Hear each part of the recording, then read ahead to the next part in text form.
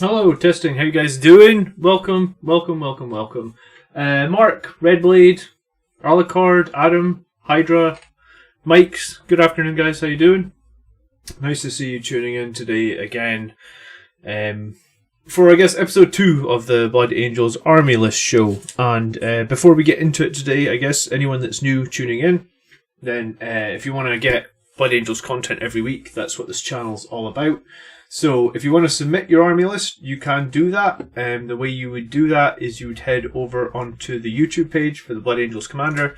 You would hit on the community tab, and then in the community tab I always post these community updates. I guess I do one sort of every, I want to say every week, but it's sort of maybe every 10 days. And just reply in a comment here to the latest community update. Put your list in from Battlescribe. That way I'll find it very easily and I'll be able to add you to the queue.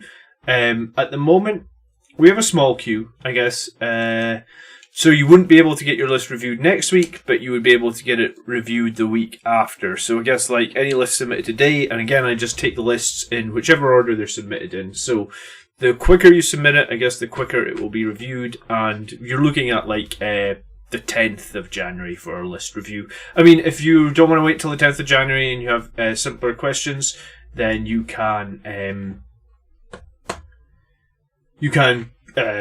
click on the Facebook link in the video description and you can join the Facebook group. I try and answer questions in there every day, and a bunch of other people answer as well. Hey Jay, hey Robin, hey Robert, hey Elder. Nice to see you guys all here for today.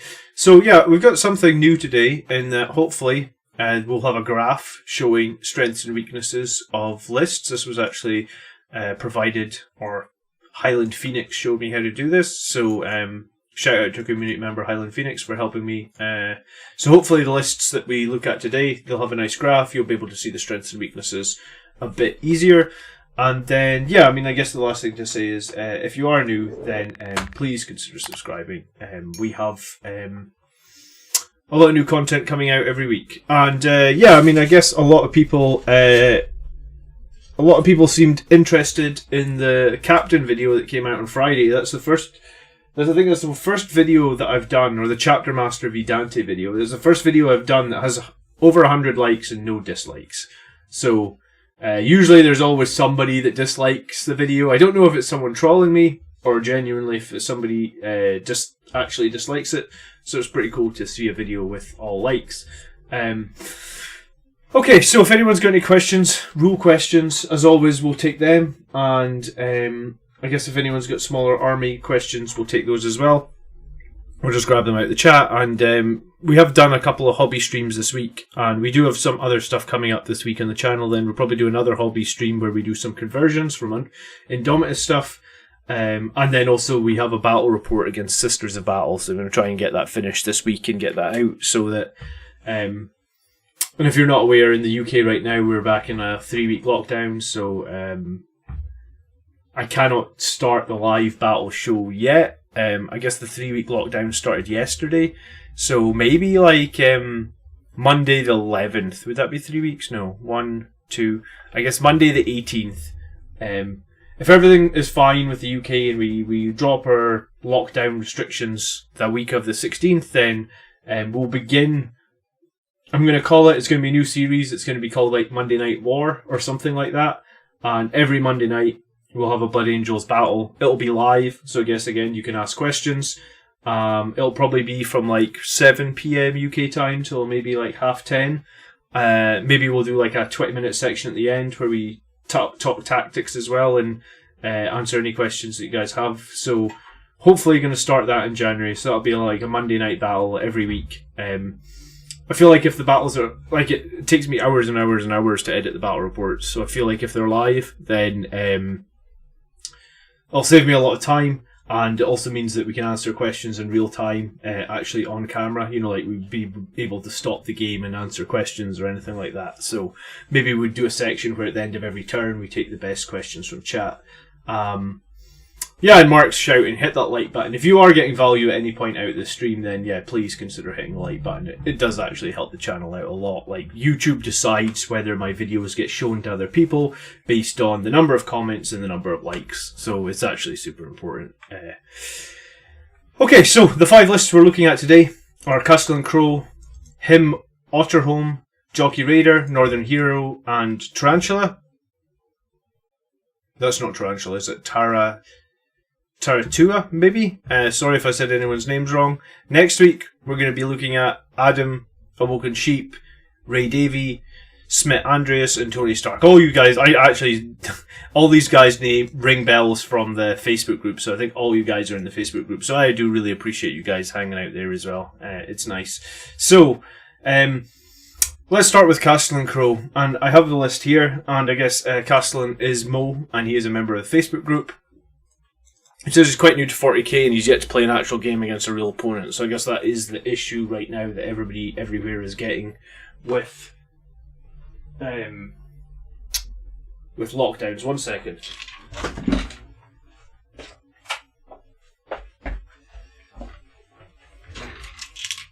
Okay, just put the radiator off in here, actually. Put it on today because it's freezing. I've assembled this list from all of your content and many more sources online. I hope to have formed an all-round list with little or no tailoring, something I can take into a competitive setting and excel with.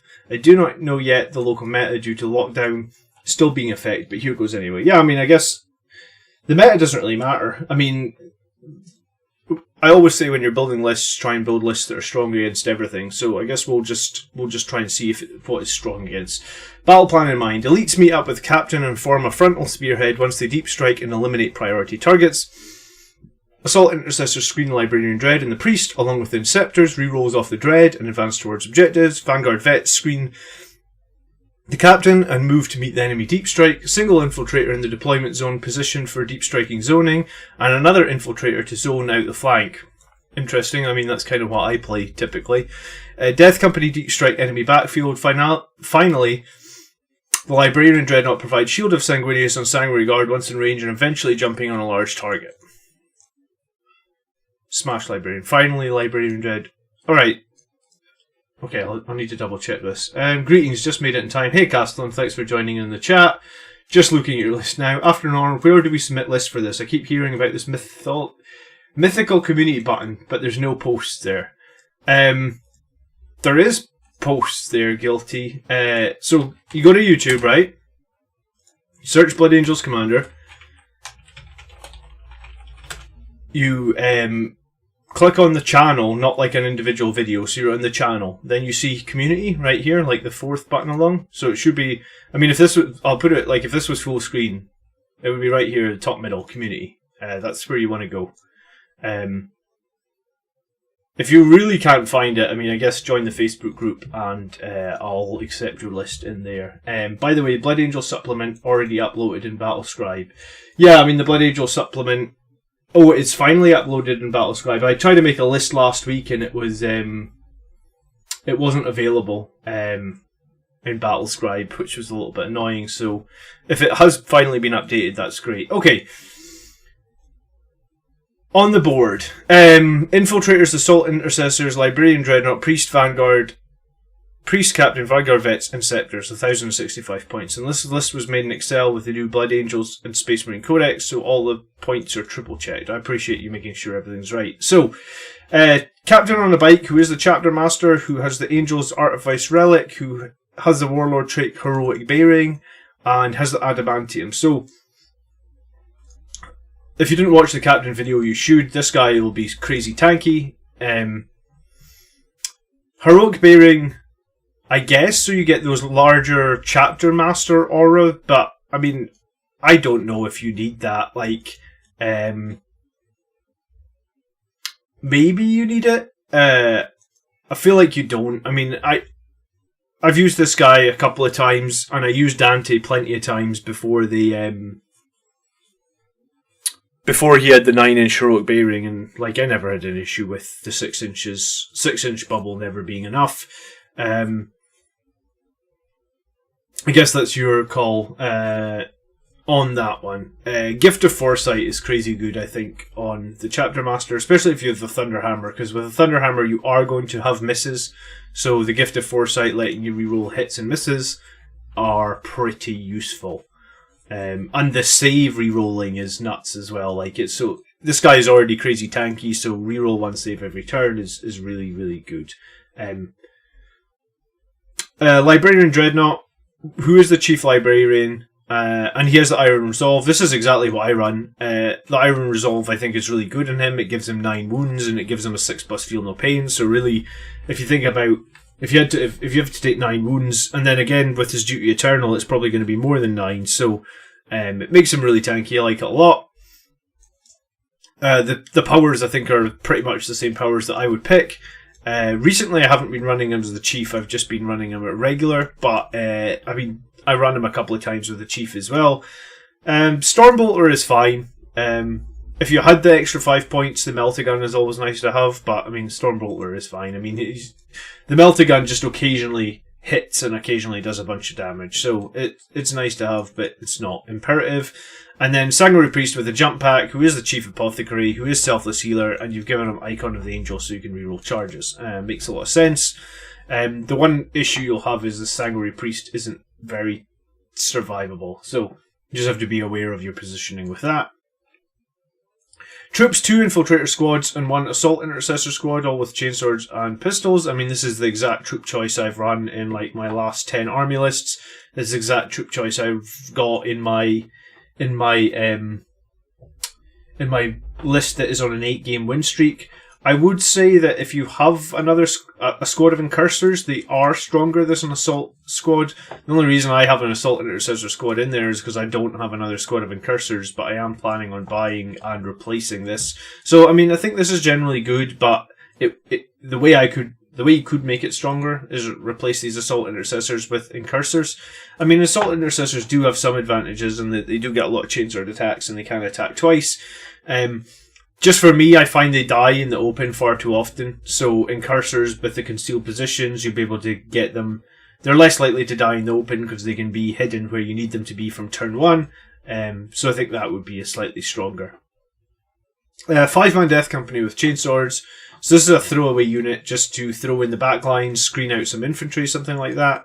Absolutely fine with this. Is there a sound problem?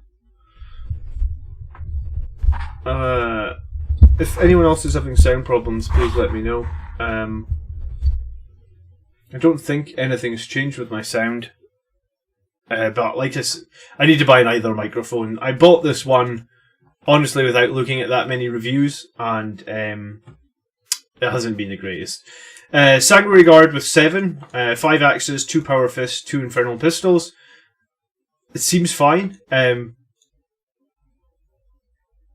I usually recommend a couple of fists and a couple of pistols, so it makes sense. Seems fine.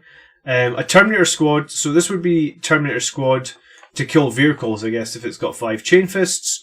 Again, I mean, that's fine. I mean, I might even go as far as to put some power fists and some chain fists into the group, but, you know, with the new Dreadnought rules and people running a lot of Dreadnoughts, then the chain fists is probably actually going to be good, and it's going to give you a way to counter.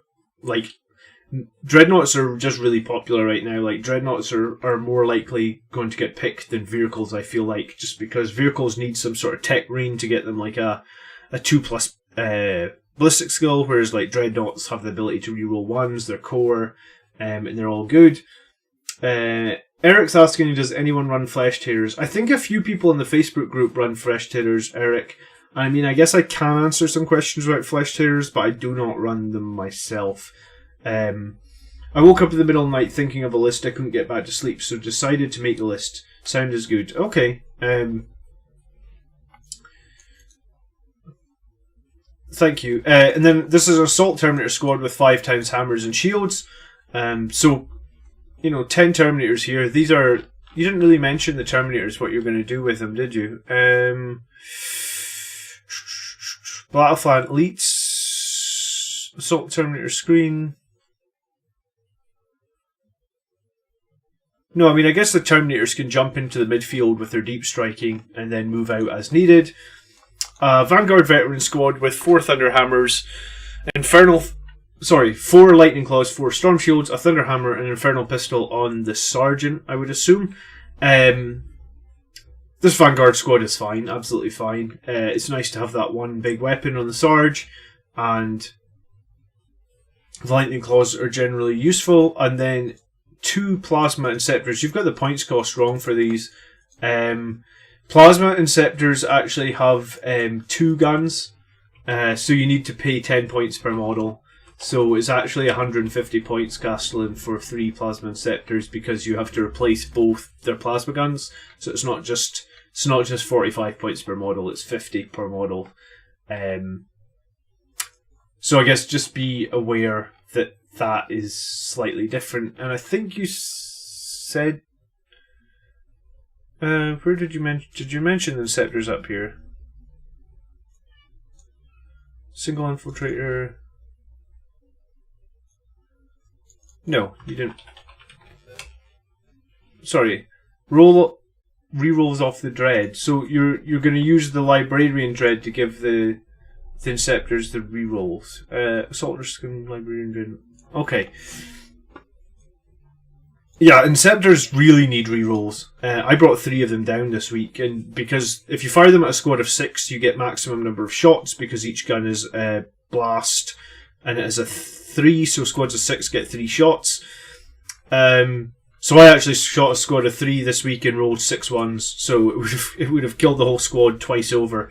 So yeah, I guess if you don't have a way to reroll ones, just never fire them on high power. It's not worth the risk. Unless, of course, you're desperate to kill something in the other army. So that maybe is a little annoying. Yeah, okay, so yeah, you've realised. I have a feeling that Battlescribe is wrong with the points for the Death Company jump packs, as they have them as 2 points each, but I thought they were 3 points each. Death Company with jump packs are 25 points per model. I don't remember exactly. Let me see. I've got the Space Marine. I've got the Blood Angels book right here. Regular Death Company are 22 points per model, and the jump pack is +3. Yeah, so it's 25 per model. I knew that, so I guess Battlescribe is wrong. Battlescribe is generally. It's been having a lot of problems. I don't know why it's so out of date as well. I want to run Gabriel Sesta, all I know. I got the Codex for Christmas, but I don't own a single Blood Angels unit. Well, if you don't own a single Blood Angels unit, that's not a problem. I did a video on how to get started on Blood Angels maybe just like a month ago now. So, Librarian Dreadnought, Death Company, Sanguinary Guard, great ways to get started. And I'm waiting for the update to finish my list. I just want that BA update. Battlescribe is wrong. I mean, I've been building my list in Excel recently just because Battlescribe is wrong. So, I mean, you can just go back to pen and paper if you want. Just finish your list out in pen and paper. I mean, this is like, or just copy the Battlescribe format. This is actually easier to read than Battlescribe because it normally puts in a bunch of gumph about like what weapons and every unit has frag and crack grenades. Well, we all know that every unit has frag and crack grenades, right? So, yeah, let me think about this again then. So, Captain on the Bike is going to be great. Librarian Dreadnought is going to be great. Sanguinary Priest has loads of options. He can heal, not kill. He can heal those guard. He can heal both squads of Terminators. I mean, he could heal Vanguard Vets. I mean, he could even heal Inceptors. Do Inceptors have to be run in squads of 3, or can they be a single squad of 6? I mean, I guess there's no real.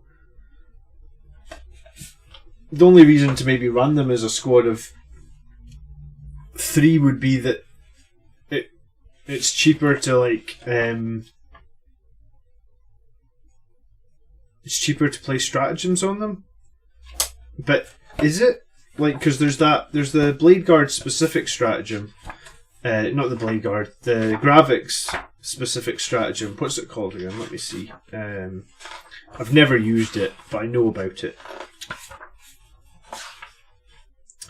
It's called Unyielding in the Face of the Foe, and it's always 1 CP. Use the stratagem in any phase where a Gravix unit from your army is selected as a target attack until the end of the phase. Each time an attack with a damage characteristic of 1 is allocated to that model, add 1 to the armor save made by this model. So, if you did run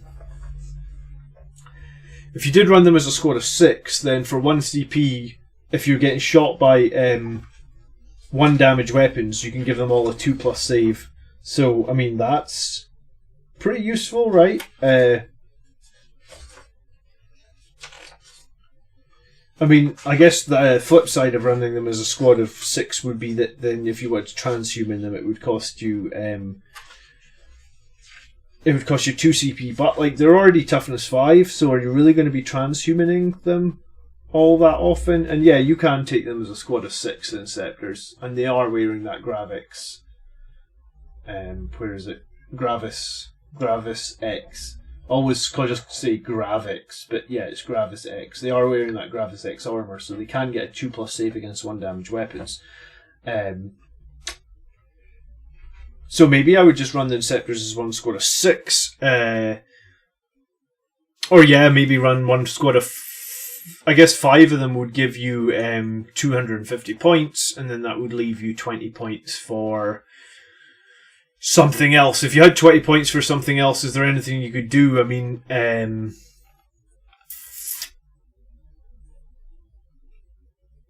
not sure. I mean, if you had a Terminator, if you had one Terminator, you could put Lightning Claws on. So basically, you're running 4 with Thunderhammer and Storm Shield, and 1 with Lightning Claws. You could then get 10 more points, and then you could bump up the Sanguinary Guard to an 8-man squad because you'd have 30 more points. And I run an 8-man Sanguinary Guard. I think 8 is a good number of Sanguinary Guard right now. Okay, and then the problem of auto hits by blast weapons. Well, yeah, I mean, I guess you would have, if it was a 6-man squad, then you would have minimum 3 blast. But like, blast on 3 is not that bad, really, for 6-man squads. Like, I mean, unless you're being shot by another squad of Inceptors, I wouldn't be so worried about it. I think a squad of 5 would be optimal. Yeah, and I mean, I guess the squad of 5 would let you transhuman them for 1 CP if you wanted. So you've got 2 ways to make them more survivable. And what would it be? It's basically 6 shots per model if you target a unit of 6 guys or more. So you would have 30 plasma shots. I feel like even if you have reroll 1s, you're going to end up rolling some 1s with that number of hits. Because I believe if to roll a 1 twice in a row, it's like a 3% chance.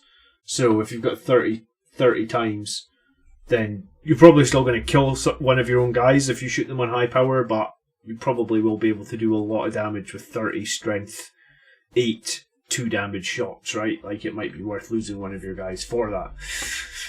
Okay. So let's have a look and let's see if my graph will update correctly. So Castle and Crow. Objective holding OBSEC. I mean, this is a tricky one, I guess, because this is literally the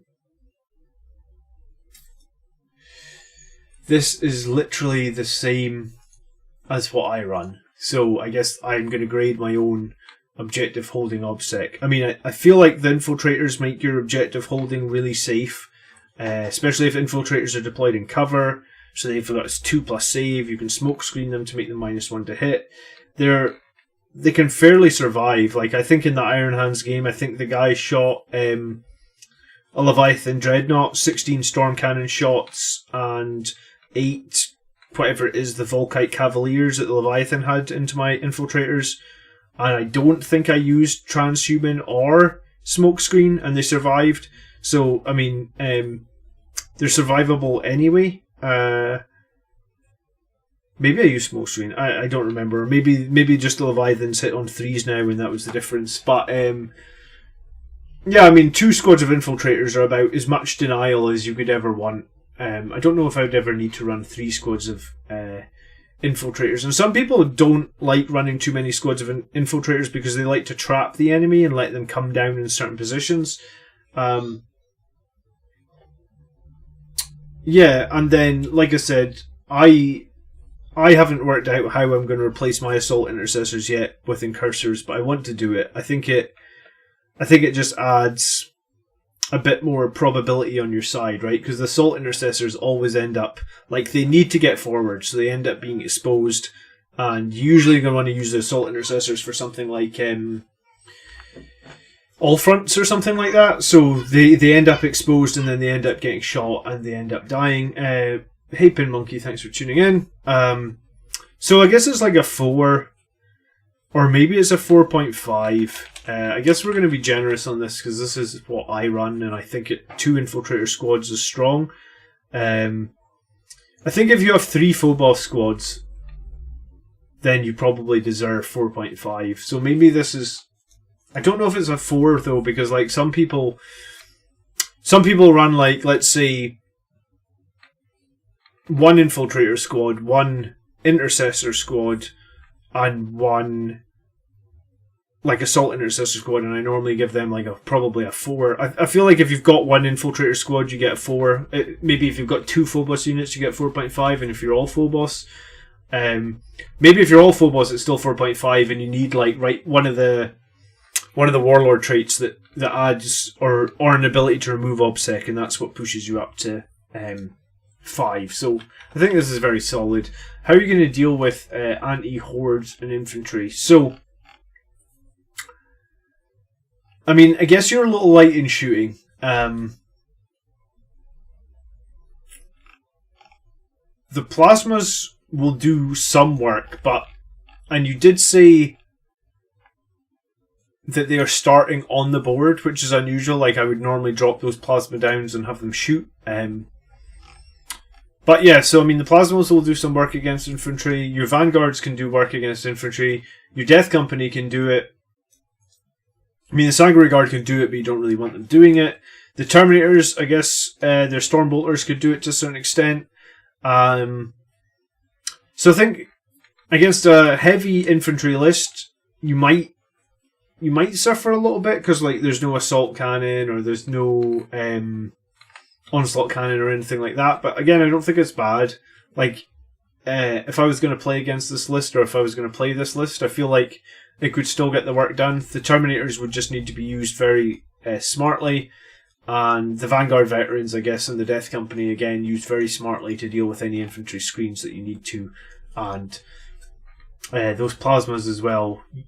I mean, if you're shooting the plasmas on a high power, I feel like you want to be shooting them against, you know, like toughness 5 targets or something that you can still wound on 3s, like Terminators or something. Like, I guess I'm talking about like Death Guard Terminators.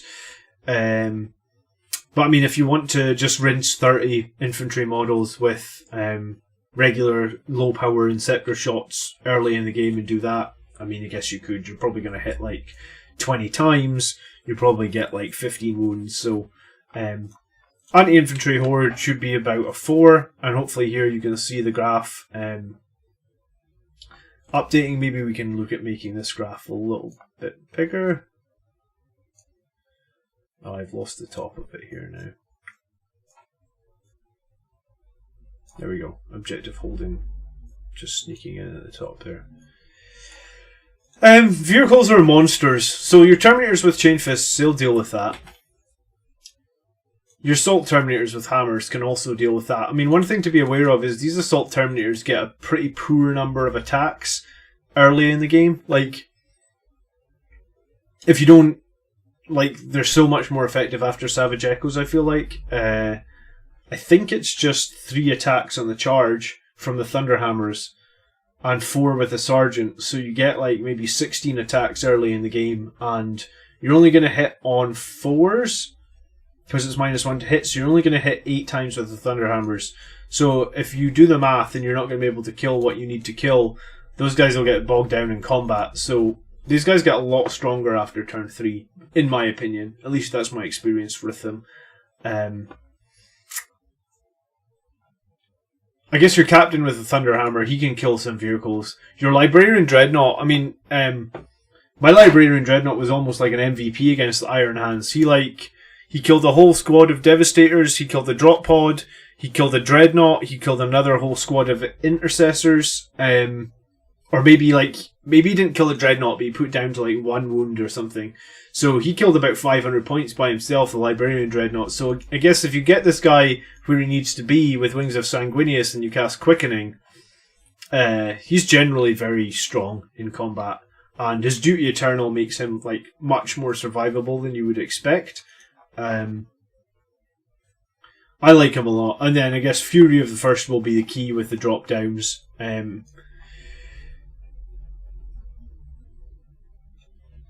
So Fury of the First gives your Terminators a +1 to hit in the turn that they arrive on the battlefield, right? And then I guess, yeah, I suppose you could use your Sanguinary Priest to put your Terminators into Assault Doctrine earlier. The only thing to be aware of is that putting them into Assault Doctrine is done in the command phase. So if they've not Deep Striked yet, you couldn't do that in the same turn. And you mentioned that they aren't starting on the battlefield, so I guess in the turn they arrive, you won't be able to do that, which is a little annoying.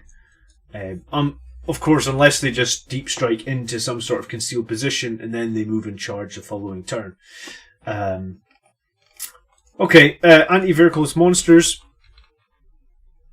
I think it's decent. I mean, it lacks a little bit of shooting for me. Like, I would like to have a tiny bit more shooting.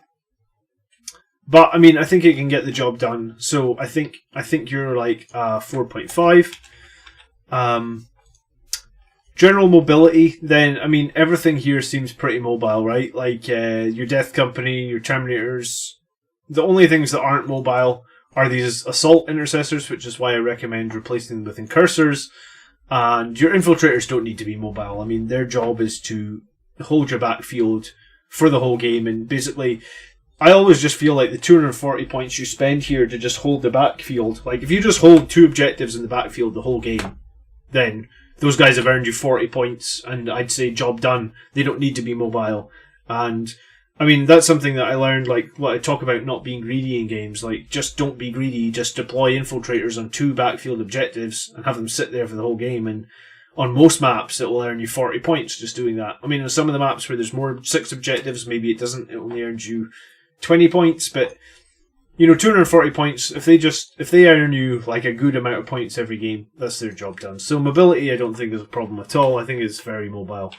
And hopefully this graph looks pretty cool. And then, so finally, then specialization. Is it too specialized? Probably not. And probably a lot of people would be quite happy with this list. I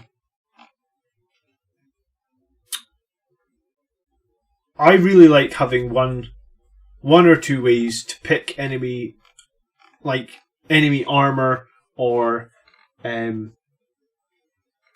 you know, I mean, a good example is my friend that played the Iron Hands. He didn't run it this week, right? But like sometimes what he will run is he'll run some sort of dreadnought, and Iron Hands can make dreadnoughts into characters. So you'll have a dreadnought with potentially 4 las cannons on it, and it'll be a character, and it'll be inside a squad. And by doing that, it means that you'll never be able to shoot at that dreadnought. And because it's next to the squad, you probably won't be able to charge it either, because you'll just basically screen it out. So you'll have this untargetable dreadnought that can shoot 4 las cannons at you every turn.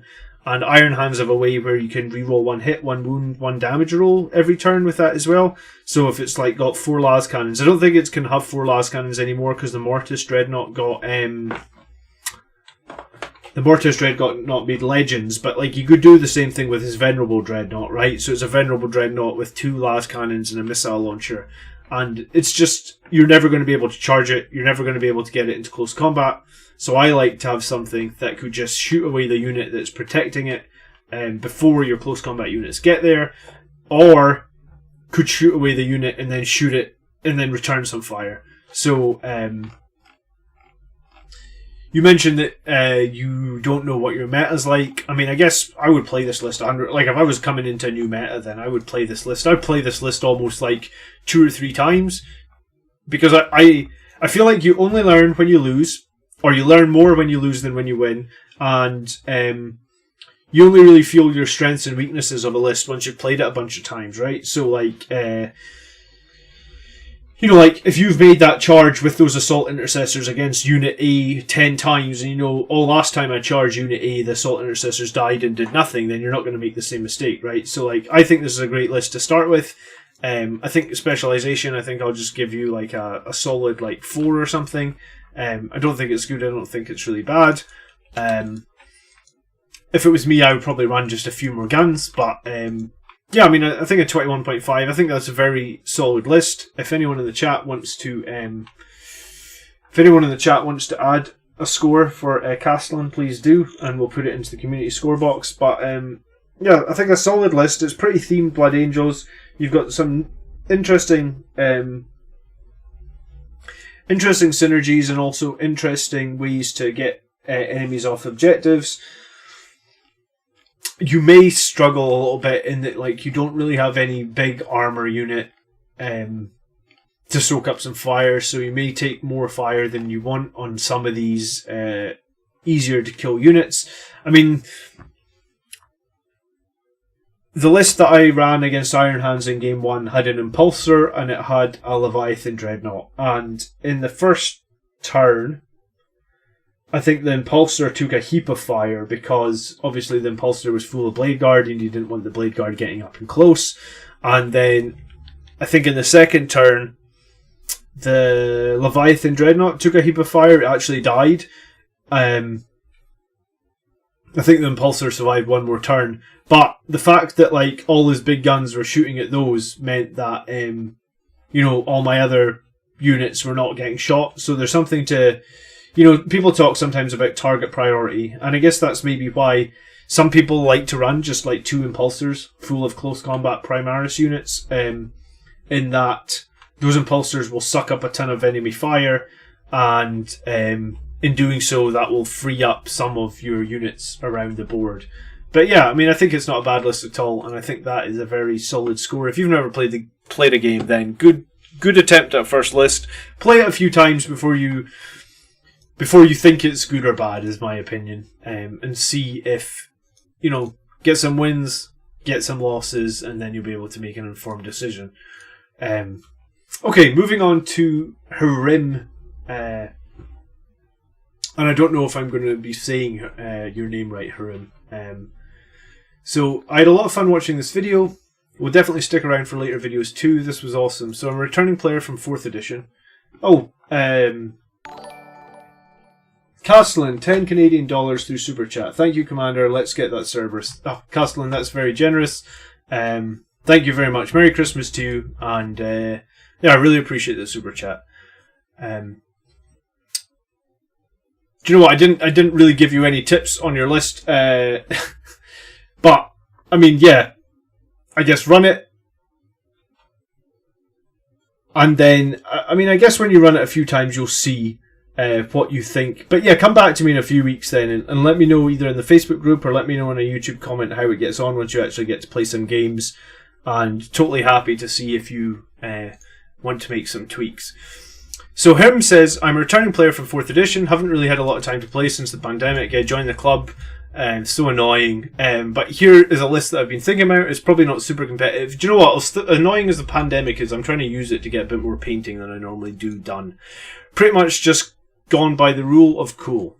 Alright, so this is a bit more of a fluffy list, but I would love a constructive view on it to see what can be improved from a more competitive standpoint. Also, maybe some mistakes here and there, although hopefully not too many. I'm not too used to using Battlescribe, yeah, that's fair enough. And yeah, you probably have a lot of new lists popping up because there are a lot of new rules. So of course I understand that you might have too many lists already, but I figured I had to ask. And thank you for the information and enjoyable videos. Keep up the good work. Alright, so it is a battalion, this list. Looks good, and it works on the game synergy and tactics pretty well. Yeah, I think that list generally does work pretty well, and the backbone of it is definitely a solid Blood Angels core, which I like. I like Death Company, I like Sanguinary Guard, I like Vanguard Veterans, and in my main list that is, you know, I like including all 3 of these squads in every list, and then obviously the full boss units. And yeah, we will get the Cerberus. Absolutely, we'll get the Cerberus. I think we'll make the Cerberus on stream. I'm looking forward to actually getting it now. Okay, next list then. We start with Mephiston, who is Primaris. He didn't pick Psychic Powers, but I mean, you could go watch my video on Mephiston for the Psychic Powers to pick. It would be like Wings, Quickening, Unleash Rage or Shield of Sanguinius, really. And then obviously every Psyker gets Smite as well, so you've got Smite if you need to. Primaris Chaplain on the bike. Mantra of Strength, Canticle of Hate, the Benediction of Fury, so that's a rare relic that does 3 damage with mortal wounds doing 6 mortal wounds on 6s. Master of Sanctity, so both our litanies go off in 2s, which is amazing. Canticle of Hate is actually way better than I realised. in terms of wrapping enemy units. It's so strong at that. I need to double check. Canticle of Hate is a 6-inch pile-in, but it's a 6-inch consolidate as well. If it is a 6-inch consolidate as well, then let me double check. I feel like that Primaris chaplain on a bike is already a great character, right?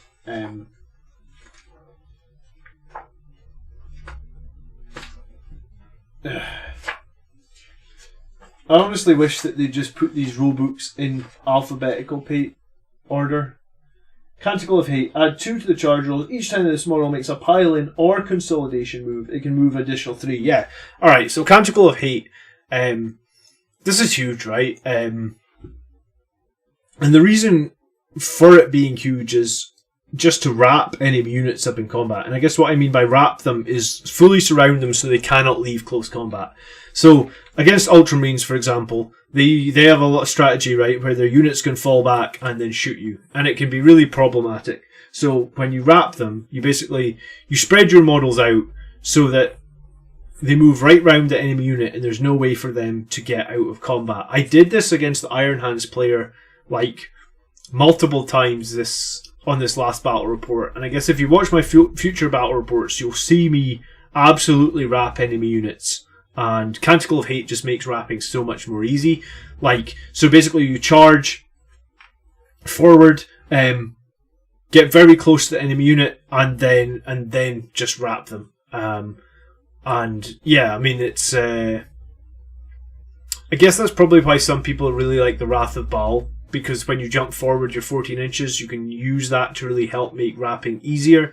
And yeah, it's this chaplain for 115 points, I guess 140 if you give him the Master of Sanctity is really great. So 2 litanies per turn. He actually has the Iron Resolve, giving him 8 wounds and a 6+ Feel No Pain. And he's the Warlord. So I mean that's pretty interesting. I mean you could pay 1 more CP on this guy and give him 1 Blood Angels Warlord trait as well. So there's a little bit we have a few more options now, him for the Warlord with that Angel's Exemplar. And then we have the Sanguinary Priest, who is the Chief Apothecary. He isn't the Selfless Healer, so Chief Apothecary means that you can heal 2 per turn, but if you wanted to bring a unit back to life, it would cost 1 CP, I believe. Let's double check that.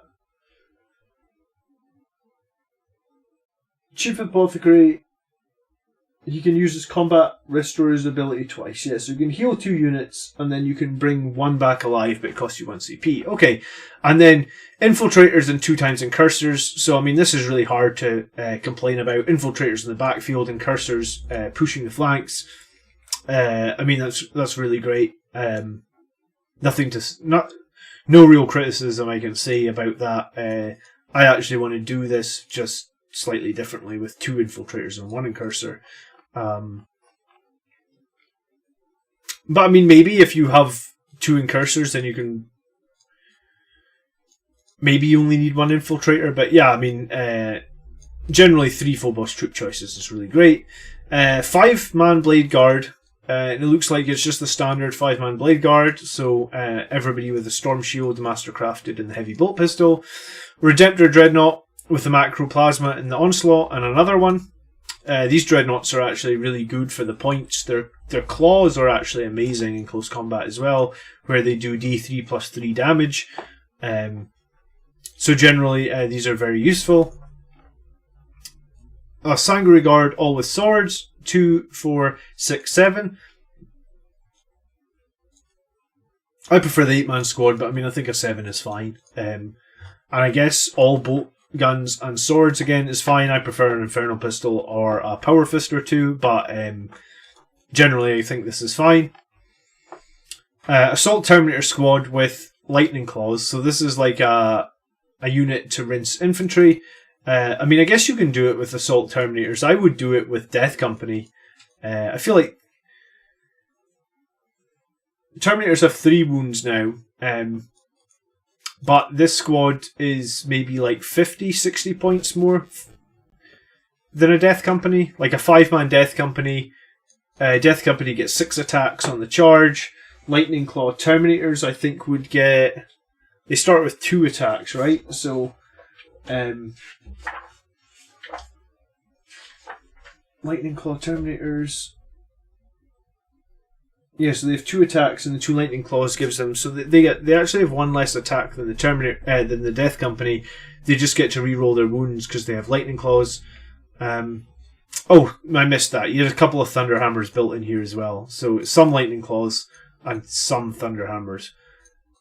If I was going to do this, I'd probably give the Sergeant the Thunder Hammer just because you get that 1 extra attack on the Sergeant, and I feel like you would want that on the Thunder Hammer rather than a Lightning Claw, and that costs the exact same number of points. And then the Teleport Homer. Teleport Homer sounds cool on paper. I have yet to use it in a battle. I've equipped it on a few squads, but I've just yet to use it.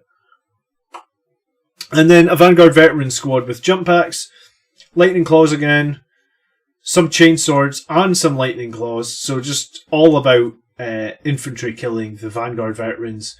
Which is a little strange to me, like... You know, if you're just wanting to kill infantry, then I run a Death Company. I actually reserve the Vanguard Veterans for some stronger targets, usually equip them with some Power Fists or some Thunder Hammers. Given the fact that they've got the Storm Shields, they're just that bit more survivable.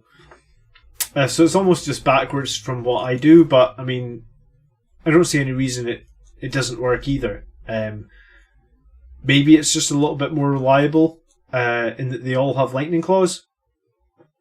Actually, no, Terminator with 2 Lightning Claws will give +2 on Lightning Claws, 1 from Shock Assault and 1 from Savage. Yeah, so it's 5 attacks before Savage Echoes. Sorry, Hong. I usually look at the number of attacks before Savage Echoes and sort of, because we don't have that from turn 1, I sort of filter that in after. But no, you're right. And then we have a dedicated transport with the Shield Dome.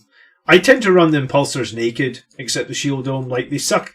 People are going to shoot your Impulsors. People are always going to shoot your Impulsors from turn 1, especially like this one is going to have 5 Blade Guard Veterans in it. And there's no way they're not going to shoot it. By the time you can actually shoot these guns at anything, you're probably going to lost. Like, it's probably only 5 points, but I would probably take the 5 points and go spend them elsewhere. Did the list have any leeway? No, it was exactly 2,000 points. If there's nowhere to spend your 5 points, I guess there's nowhere to spend it. You could put rocket pods on one of these Redemptor Dreadnoughts, or you could give your Blade Guard Veteran Sergeant that Neo-crafted pistol. I would prefer that. I mean, he's more likely to survive than this Impulsor. Like, anytime you have an Impulsor, the first thing that my opponent will say, what is in the Impulsor? And then he will start shooting at it, right? So, it feels like it would be a waste of points to add extra guns to the Impulsor. Also, the ideas to the Chaplain meet up with Sanguinary Guard and the Sanguinary Priest go in the Impulsor. Sanguinary Priest can't go into the Impulsor because the stupid rule where old units cannot go in the transport. So I guess you could take a Primaris Apothecary and put him in the transport, and you could make him Chief Apothecary as well, and I think he would be the exact same number of points. So you could have you change this into a Primaris Apothecary and make him Chief Apothecary. I don't actually know how the two profiles differ. Let me see. Primaris Apothecary is 5 wounds, 4 toughness, 3+ save, and the Sanguinary Priest is actually 1 less wound. I guess the difference is that the Primaris Apothecary doesn't have a chainsword. And I guess he can't put people into... he can't put units into Assault Doctrine. So, that's a little bit annoying. Those rules are just so stupid. They need to hurry up and get rid of that. You wouldn't lose the 6+ Feel No Pain because the Apothecary gets that. So the Apothecary would still get the ability to do the healing, 2 units per turn, and he would still give you the 6+ Feel No Pain. He just wouldn't give you the ability to put them into Assault Doctrine, and you would lose the Chainsword. But, I mean, the Primaris Apothecary does have that stupid close range pistol here, which is like strength 4, -4, 2 damage. So I mean, like, I guess that probably makes up for the chainsword, but yeah, losing the ability to put them into the assault doctrine is pretty annoying. But I mean, if it's Blade Guard veterans, they already have -3 on their AP. I guess you just lose 1 attack. But you're probably in the Impulsor for the first turn at least, so you're probably only going to lose that 1 extra attack for 1 turn. So maybe you can make that work. Or you could, I guess you would put a jump pack on the Priest and fly him up behind their Impulsor. Yeah, I ran a Primaris Apothecary this week to do that very thing, where I just had 80 points left, and I was thinking a Judicar or an Apothecary, and I ended up running the Apothecary. And do you know what? He did not bad, I guess. And I didn't selfless healer him or chief apothecary or anything like that. I just had him with the chapter master for a little while when he popped out the Impulsor, and healing wounds on that really, really tanky chapter master is generally very good. Okay, so this list then, we have 3 Phobos units, 2 Incursors and 2 Infiltrators. So I feel like objective holding is generally very good. We're looking at like 4.5. Anti-Infantry. We have 2 Redemptor Dreadnoughts, both with Onslaught Cannons, both with Macroplasmas. I mean, these guys can hose infantry if they want to.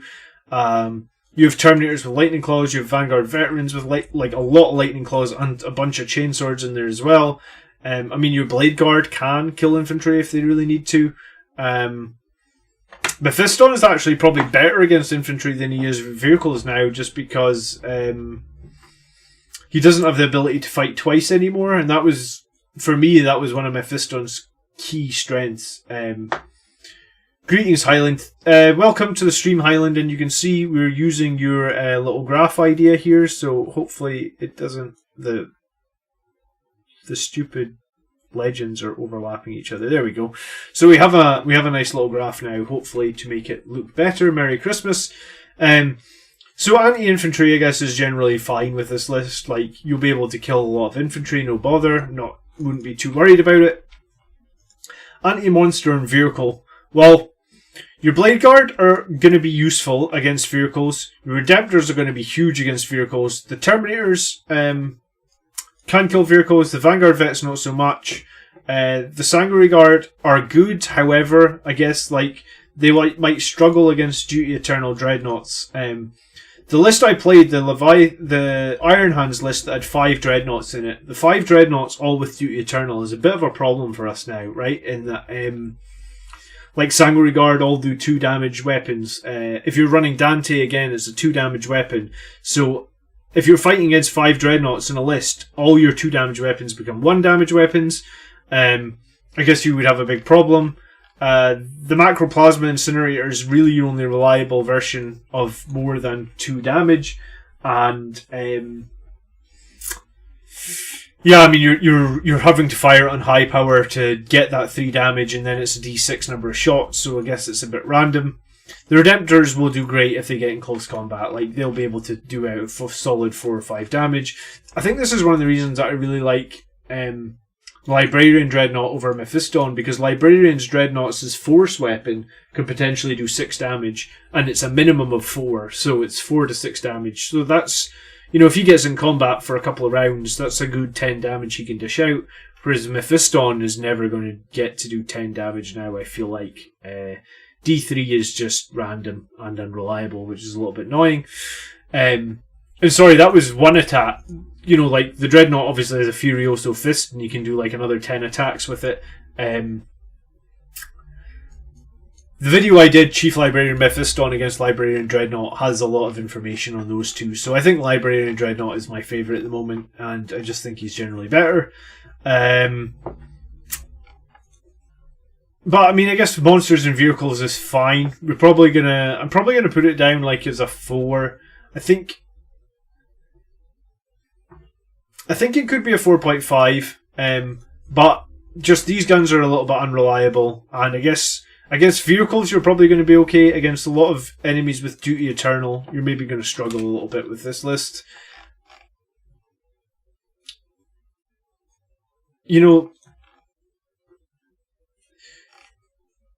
the Impulsor is just annoying at how expensive it is to deliver the Blade Guards, right? Like, maybe you just want to foot slog the Blade Guard into the midfield, and like hold the middle for Oath of the Moment or something with them and take those 130 points and put them elsewhere. I mean, your Chaplain on the bike with his Benediction of Fury can do decent damage against armour. Like, I think he's like strength 7 at that point if you put Mantra of Strength up. So like he's got strength 7 and he's got like 6 attacks and he's hitting on 2s, probably wounding on 3s or 4s, and 6s are doing mortal wounds. So I mean, maybe you can do some good work against vehicles. But yeah, I just have a little concern, I guess.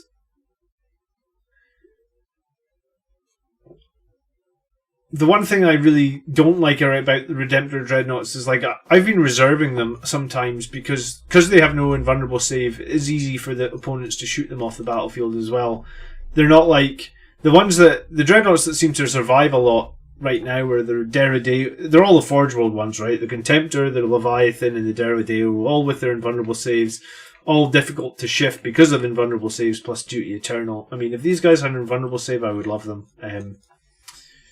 So yeah, I think it's like a 4. And then mobility is right now, I suppose, because you have the Impulsor and these guys can all deploy where they need to be. There's the one question mark about what do you change with the Sanguinary Priest. I guess maybe you make him the Primaris Apothecary and you lose something like that. But I mean, generally the mobility is overall strong. And then specialization, like, I do like that you have, I guess, 360 points of decent shooting here. I mean, it's just the Mac. I guess if you're happy to spend 1 CP every turn to buff these guns, but as much as I like this Dreadnought, having no control really over how many shots they get, you only pay 40 points more for a Leviathan Dreadnought, right? And the Leviathan Dreadnought's Grav Flux is like 2d3. And I guess that means,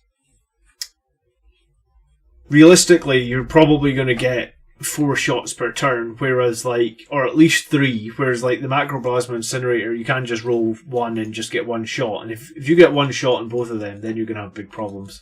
The minimum number of shots you can get with Leviathan is 2, but like I just think because it's D3, like if you roll 2 dice, you're surely going to get like 1, 3 or something, right? So you're going to end up with 3 shots.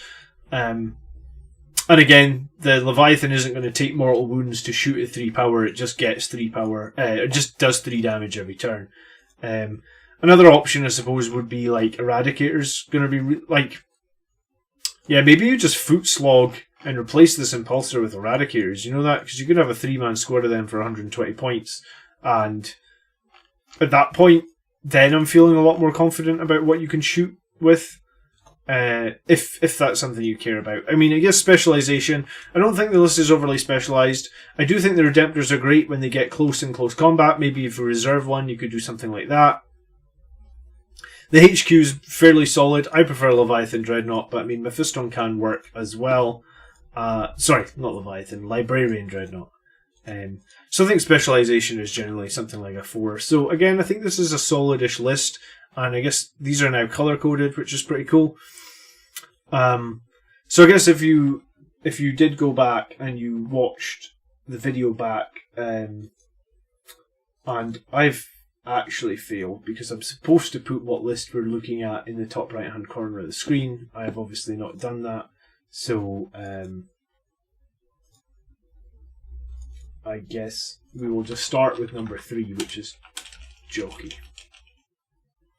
That's annoying. Alright, questions from the chat. Death Company with jump packs and lots of Thunderhammers, or Vanguard Vet with Thunderhammers? Well, I mean, Vanguard Veterans with Thunderhammers are really expensive. I mean, I guess they both are. I think a Vanguard Vet with a Thunderhammer is like 36, 37 points. And I think a Death Company with a Thunderhammer is like 40 points.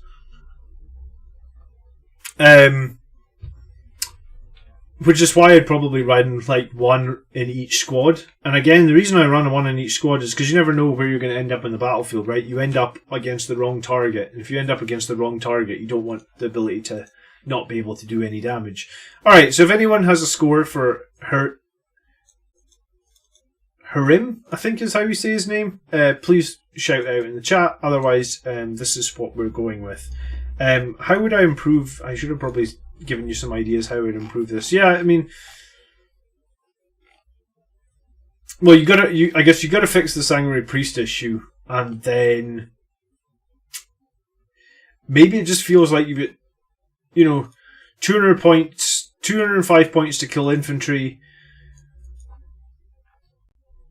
The Blade Guard and the Terminators, like, I feel like Blade Guard are good, but I guess against Dreadnoughts they're going to have real issues, right? Because their swords are only going to do 1 damage against Dreadnoughts. So, and I guess against Death Guard, with Death Guard's new rule, again, the Blade Guard are only going to do 1 damage against them. So, maybe it makes sense to have both the Blade Guard and the Assault Terminators, but I think if you're going to run both of them, I'd probably ditch the Impulsor. Like, I'd either ditch the Impulsor and get some Eradicators, or I'd lose this Assault Terminator squad and maybe get...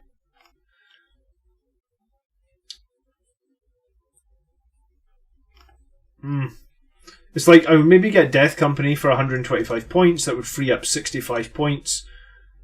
But then the Death Company do the same job as the Vanguard veterans. Like, if I was running some Vanguard veterans, I'd want some heavy-hitting weapons in here, like a Thunderhammer, or...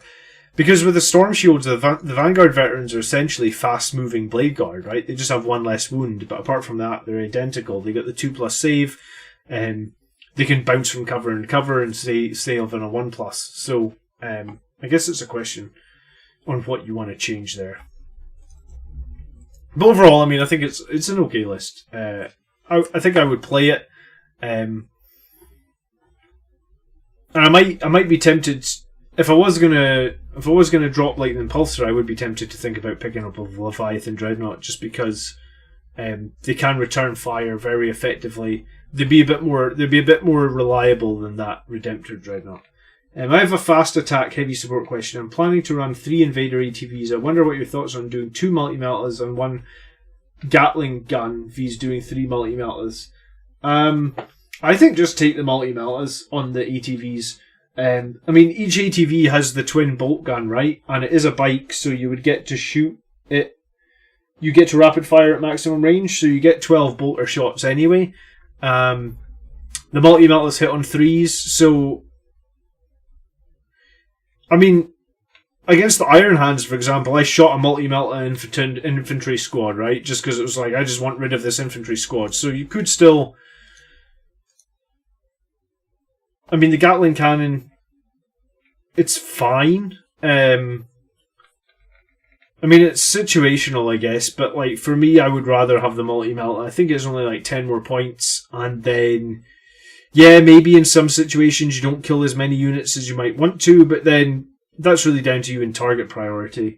I mean, I believe that multi-melta on the top of the bike might be quite easy to magnetize, so I guess you could consider doing that as well. But yeah, I mean, I guess it's up to you, Chris, but I think typically for me, if I run bikes, I run them for the multi-meltas. Like, I reserve them maybe and bring them on and pop high value targets with multi-meltas, and later in the game, yeah, I'll just kill some infantry with a multi-melta. I mean, sure, it's overkill, but I mean, it's fine, right?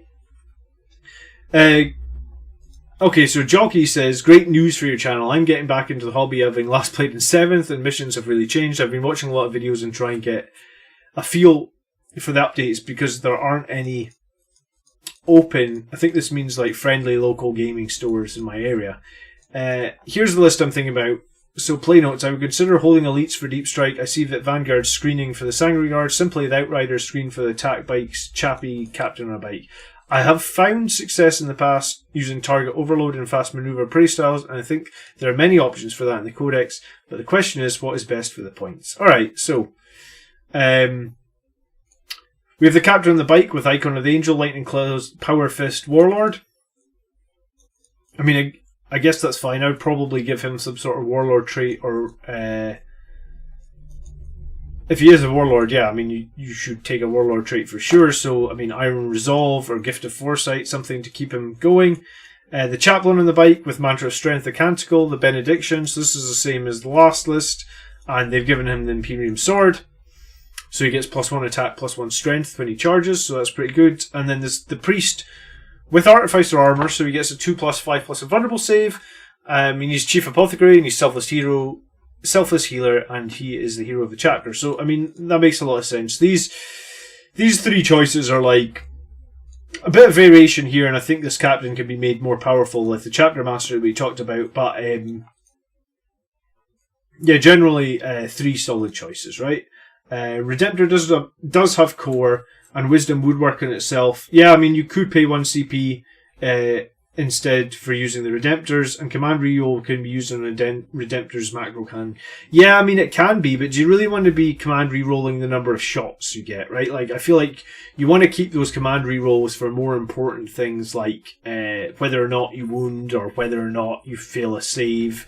I really don't like using Command Rerolls on the number of shots for a weapon. It just feels like because you never know, you know, you could roll one less shot, or you could roll, I don't know. It seems like a wasted CP for me.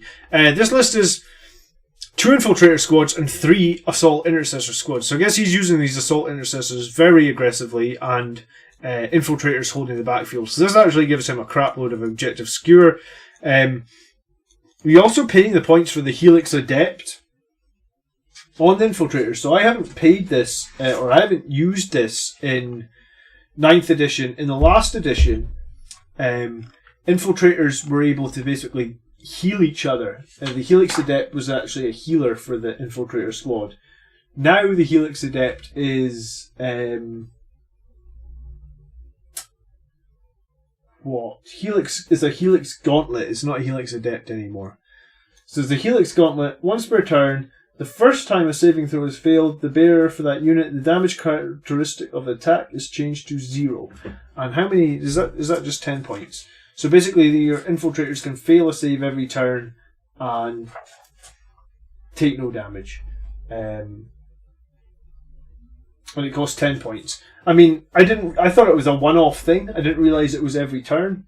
That's actually quite strong, being every turn. So I guess like this list is really going to be able to protect the backfield in that every turn an Infiltrator Squad can just fail one save and not lose a model, or not lose a wound either. A model or a wound, I guess it depends if it's a multi-wound weapon. That's pretty cool. Sanguinary Guard. This is quite a 6-man squad. Mostly swords, an axe, and a fist. Another 5-man squad, an axe and a fist. The Vanguard Veterans with chainswords and storm shields. Captain with the chainsword and power fist. Or Sergeant, sorry. Vanguard Veterans again with chainswords and storm shields. Again, Sergeant with a chainsword and power fist. 3 attack bikes, all with multi-matas. 3 Outriders. And another 3 Outriders. Do Outriders not have squads of 6? Or, I mean, I guess maybe he's keeping them separate for stuff like transhuman. I don't run Outriders myself. I haven't been super impressed with them. I think they fall off too hard if you don't kill the enemy in your first... Yeah, okay, so Outriders don't get choice of squad size. It's just 3 or nothing. I think they fall off too hard if you don't kill your unit. Like, because your devastating charge only affects... If it's made a charge move this turn, then that unit, until the fight is resolved, or add 2... Yeah, so once that falls off, then I think Outriders are generally quite weak. Like, you only get 10 attacks on them. So, I mean, they're good on the... If you charge infantry or something and you kill a lot of them, great. But if you get stuck or bogged down in combat, Eradicators become weak way too quickly. The little cheaper bikes compared to the ATVs, I mean, they're fine. I mean, they die pretty quickly again. They only have 4 wounds. 3 ATVs, I think, is like, 80 points? So it would be about 90 points more for doubling the wounds. So these bikes are fine. I mean, ATVs are maybe a little bit better. The Vanguard Squads are a bit confusing to me, because if you really want to kill infantry, then you could just take Death Company. They would actually be about the same number of points.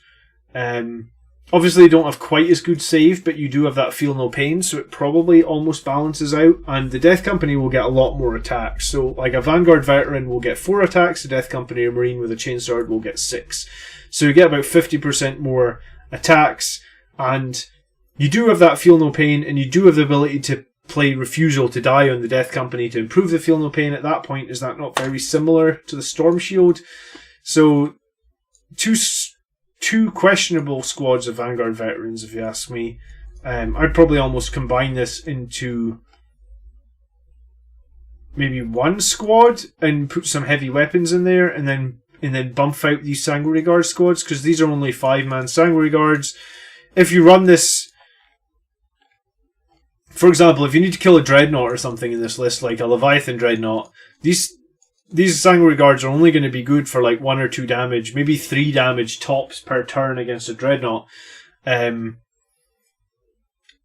me think about this. So if you run into a Dreadnought in the early game, you're going to get 4 attacks, you're going to hit on 3s, so you're going to hit maybe 3 times, you're only going to wound on 4s, so you're going to get 1.5 wounds, and then you're only going to do 1, if the enemy fail their save, let's assume they fail, so basically, like, a Sanguinary Guard with a sword is going to do 1 damage against a Dreadnought. So, like, you run this 6-man squad into the Dreadnought, you're going to do, like, 6 or 7 damage. If that's Leviathan, that Leviathan's still in top profile, and it's just going to attack you back with, like, 5 attacks at strength 14 or something, and just delete 4 or 5 Sanguinary Guard.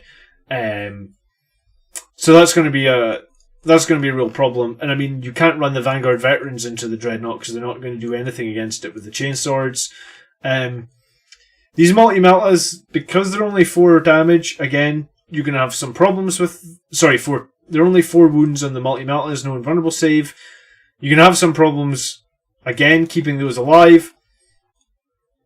Doubtriders, again, I mean, they can kill infantry real good, but if they come against heavier targets, they're not going to do too much with their Chainswords.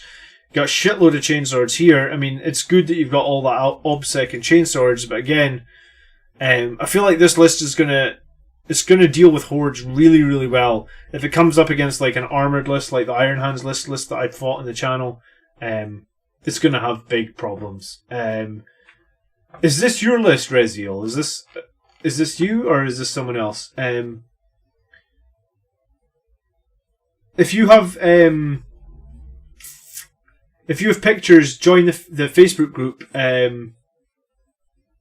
You'll find the link to the Facebook group in the video description, and I would love to see some of your pictures, if this is your list. The main reason I don't have axes in my Sanguinary Guard, I don't have enough... I mean, axes aren't going to really help you against Dreadnoughts, and neither are Power Fists, right? Because, yeah, you'll wound easier with the Power Fists. The axes will be the same roll to wound as the swords.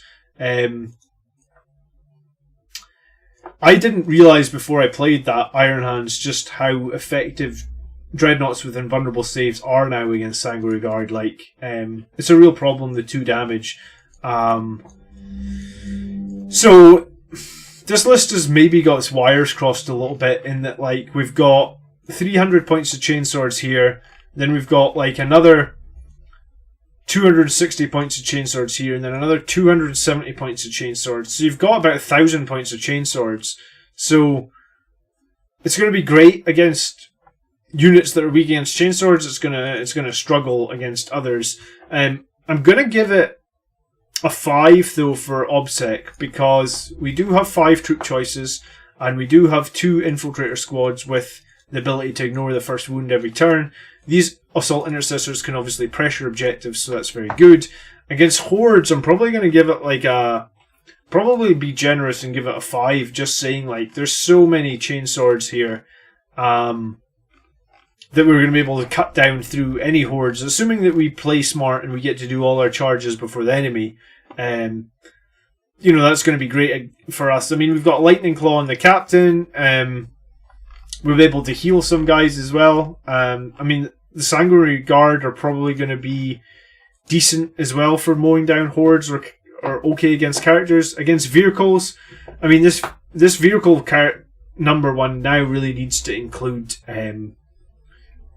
Duty Eternal is a real thing. Duty Eternal Dreadnoughts with invulnerable saves. It's going to have huge problems against that. You're not going to have anything that can drop them apart from these multi-meltas.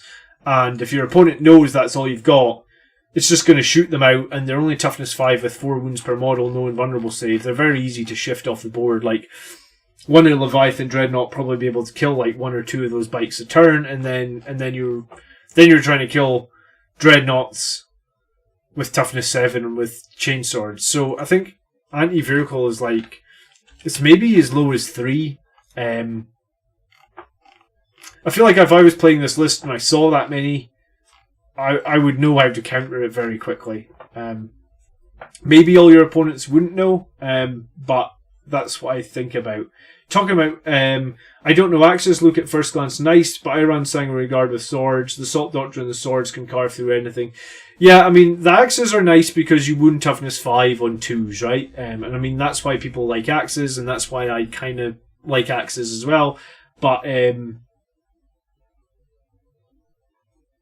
swords are okay, and I guess if there's ways for the enemy to counter your wounding on 2s with axes, right? Like if they're a Space Marine player and they run Transhuman, then actually if they cast Transhuman, then swords actually become better because you're not losing as much. I assume that the squad of attack bites will be closely followed by the Sanguinary Priest. I mean, I guess they could be followed by the Sanguinary Priest, but would you not want your Priest with all these Outriders or your Sanguinary Guard? It's also good sometimes to have your Priest around some of these really tough characters, like being able to throw 3 wounds back on like some of these crazy strong characters is really good. Oh, that's okay, Reziel. I was just confused. The way you said something, I thought it was maybe your list. Alright, mobility. Mobility is generally fine. Outright, everything is mobile, I suppose, except your troop choices, and 2 of them don't need to be.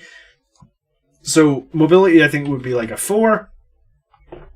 And then specialization. Yeah, I think this list is way too specialized. Like, it's all close combat bar 150 points of bikes, which can be deleted in 1 turn by a good opponent. Like, one squad of Eradicators would probably wipe this squad of bikes out as well with 1 round of shooting as well. So, at that point, that list becomes fully reliable in close combat, and it is very one-dimensional in that it is all chain swords. So I think I would say 3 as well. So I mean, you don't have. I mean, if I compare that to the previous list, then getting 20 actually seems generous. I feel like it's actually a bit weaker than 20. But I mean, I guess up against a Horde army, it would probably absolutely wreck. However, there may be some issues again with the Horde army. Like, if this list was going to play against Death Guard, remember Death Guard have that bell that makes all your guys fight last. So, if you run in... I've seen myself run 8 Sanguinary Guard into a unit of Death Guard, and basically, because they fight first, they've killed, let's say, 4 of them. So, like, you could run your Sanguinary Guard into the Death Guard, and you'd be left with, 1 guy? Like, what's one guy going to do in the counter? He's going to do literally nothing, and... yeah, I feel like it's just a... It's a... You did say it was a fluffy list, right? Oh no, that was the last list. Alright, this list just needs some changes. Like, I would probably change these attack bikes for Eradicators. I don't think you need to run Outriders if you're also running 2 full squads of Jump Pack Vanguard Vets with Storm Shields and Chainswords. Like, you've got 270 points of Chainswords here. You don't need another 270 points. Diversify a bit would be my thought. I mean, even if you just went and spent your 270 points on a Death Company and got like enough Thunderhammers in there that they could like really dish out some damage, I'd be more okay with that than where it is right now. And then maybe, I mean, you do have a Power Fist in these Assault Intercessor squads, but like, again, if you run into Dreadnoughts or Death Guard, and I keep using these examples because I think these are going to be really difficult lists for us to deal with, and yeah, I mean, like, I honestly, although I beat Iron Hands twice last week, and if you haven't seen that, you can check it out on the live stream from a few days ago. they're honestly two of the hardest games I've ever fought in my life. Like, somebody said that the game was a bit boring because I took 15 minutes to pick my secondaries. I guess that's a fair criticism. Yeah, maybe that was boring that it took me 15 minutes to pick the secondaries, but that was how bloody hard it was to pick the secondaries. And I think in one of the games he had 5 dreadnoughts and 2 drop pods, right? So, like, if you work that out, each dreadnought was about 3 VP, the drop pods were 2 VP, so there was probably 20 victory points available for Bring It Down, but I did not pick Bring It Down because I was like, it is going to cut. I'm going to have to put so many of my resources into trying to kill these vehicles, and that's not how I want. Like, I don't want to be, like, throwing units into those dreadnoughts, because I think I had 8 Sanguinary Guard, run into a dreadnought on turn 3 with full chapter master rerolls, and I guess in turn 3 we've got the Savage Echoes, and they did like 8 damage to it. And that was a full 8-man squad. So on average, each Sanguinary Guard with full rerolls on hits and they were within 6 of my Warlord as well, so they were hitting on. They had the +1 to hit from the buff from Heirs of Ezekiel, I think it's called. So I think it was 3 axes, 2 swords, and 3 power fists, all rerolls, +1 to hit, and we did 1 damage per model. So like if we need to be ready to deal with stuff like that, and like yeah, it was brutal. I mean, it was such a close game to win, but yeah, I mean, it took me 15 minutes to pick the secondary, sure, but yeah, it was honestly two of the hardest games of my life. That was the second game. The first game, he ran 18 Eradicators against me.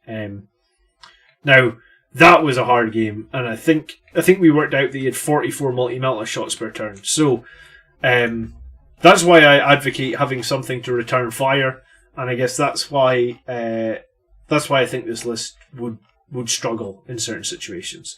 So, that is my score for Jockey. If anyone has a score for Jockey, please dump it in the chat. If not, then that's fine. We're moving straight on to Northern Hero. And let me update this. Do you know what? At the end, I started doing it last week. I will post all the lists into the comments on YouTube after the stream. I was supposed to do that before. So I will do it right afterwards. And yeah, if you're getting any value out of the stream, please consider hitting that like button. It definitely helps me out. Change the Outriders against Plasma Interceptors. Yeah, I mean, you just need to change something. There's too many chainswords in that list. And yeah, I mean, I guess there's a lot of options that we have right now. Like, Space Marines are so lucky. Like, we have so many good units, and I actually need to remind myself what I was running in that alternative list because I picked a bunch of Indomitus units just for fun. Yeah, that champion chap, that company champion, I need to do a video on him. He was like MVP that game, actually. And then there was Leviathan Dreadnought with the Grav Flux, the Claw, and the 2 Volkite cannons. There's Eradicators with Melta rifles. You could do a lot of little tweaks to make that last list better. I mean, I've given it a decent score, actually, 20, but I think you have to give up some of those chainswords and improve. And yeah, I mean, I guess I think that I play against a Death Guard player. I've beaten him the last 2 times, and he's annoyed that I've beaten him the last 2 times, and he's tailoring his list really hard to try and beat me. So it'll be really good in January when they get their new codex and they get that new Duty Eternal on every unit. It'll be really interesting to see how we fare against that. I'm probably going to end up losing the first game. We'll see. I mean, I'll try and make it one of the live games on the channel. Yeah, Chapter Champion. Maybe we need to do a video on him, because I'm not sure people realise just how good he is for his 70 points. I really dig him. Alright, Northern Hero is next, and he is a new Blood Angels player, and he's still putting together his force, so he's wanting to maximise his spending. Here's his proposed list at 1500. Tear it apart. Alright, cool, so this is a 1500 list.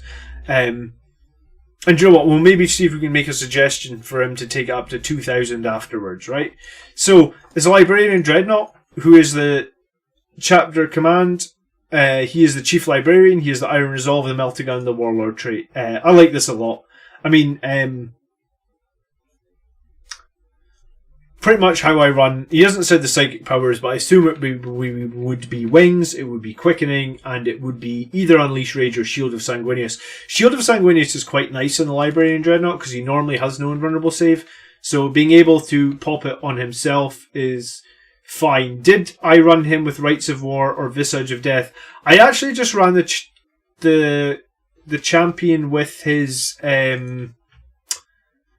buff from the chapter command page. What was that called again? It's the... Hopefully you know the one I'm talking about. The one for like 15 points and then 1 CP, and he can re-roll units charges within 6.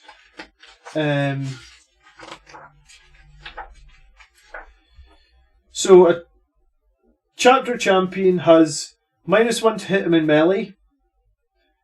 Each time this model makes a melee attack against a character, you can reroll the wound, and he has 5 attacks and leadership of 9. And then I took Martial Exemplar, so he basically...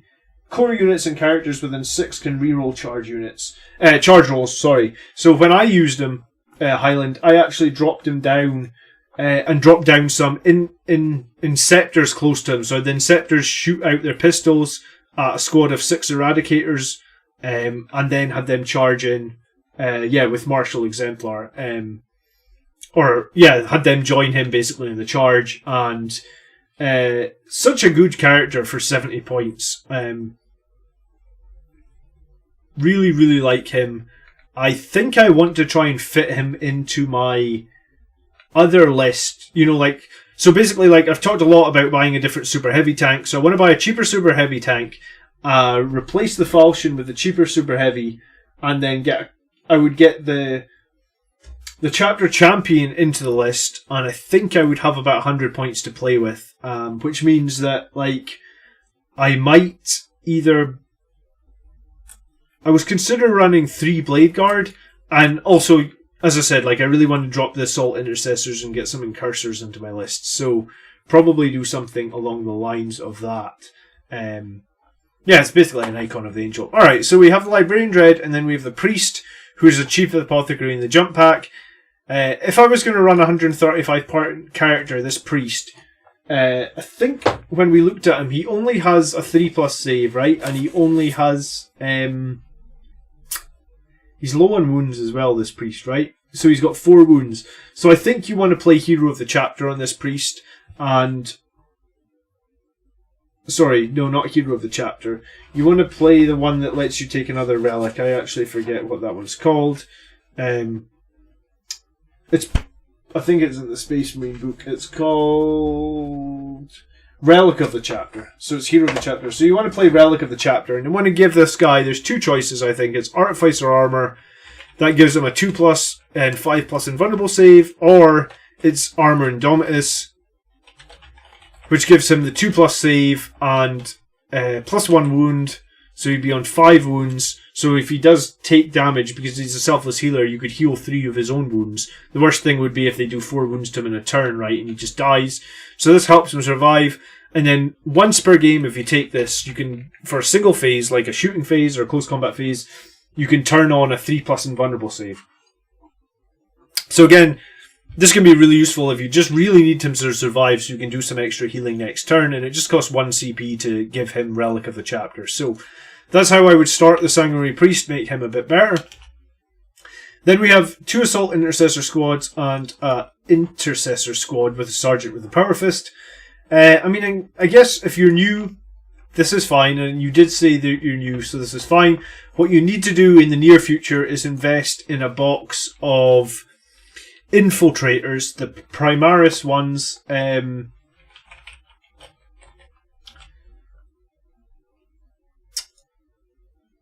They're probably all sold out here, but the Infiltrators, and I think Incursors, are actually the exact same box. They just are they? Yeah, they must be sold out as well. Yeah, so buy a box of Infiltrators, and they can be built as Incursors either. And I'd probably make 5 and 5. I mean, the only difference between these guys is the Incursors don't have full faceplates, and they have these little targeting computers on their back, and the Infiltrators have the little antennas, I guess. But then, like, one of them doesn't have the full faceplate either. So, I mean, they're pretty much... I think you can build 5 with the helmets and 5 without. That will let you level up your troops. What you've got right now is fine. Like, you could have these guys sit in the backfield. You can have these guys push forward and contest. However, the Incursors and Infiltrators just give you some more options. I mean, I talk a lot about them every week. The Infiltrators give you that 12-inch denial for deep strike. The Incursors, they both have concealed positions, so you don't have to deploy them in your deployment zone. So you can deploy them on objectives in the midfield straight away and prevent your enemies getting in there, and they can sort of like create strongholds on the battlefield. They're just generally so strong. So what you have right now is fine, but I would recommend going for those. Death Company Intercessors. So we don't see many Death Company Intercessors, actually. And these guys have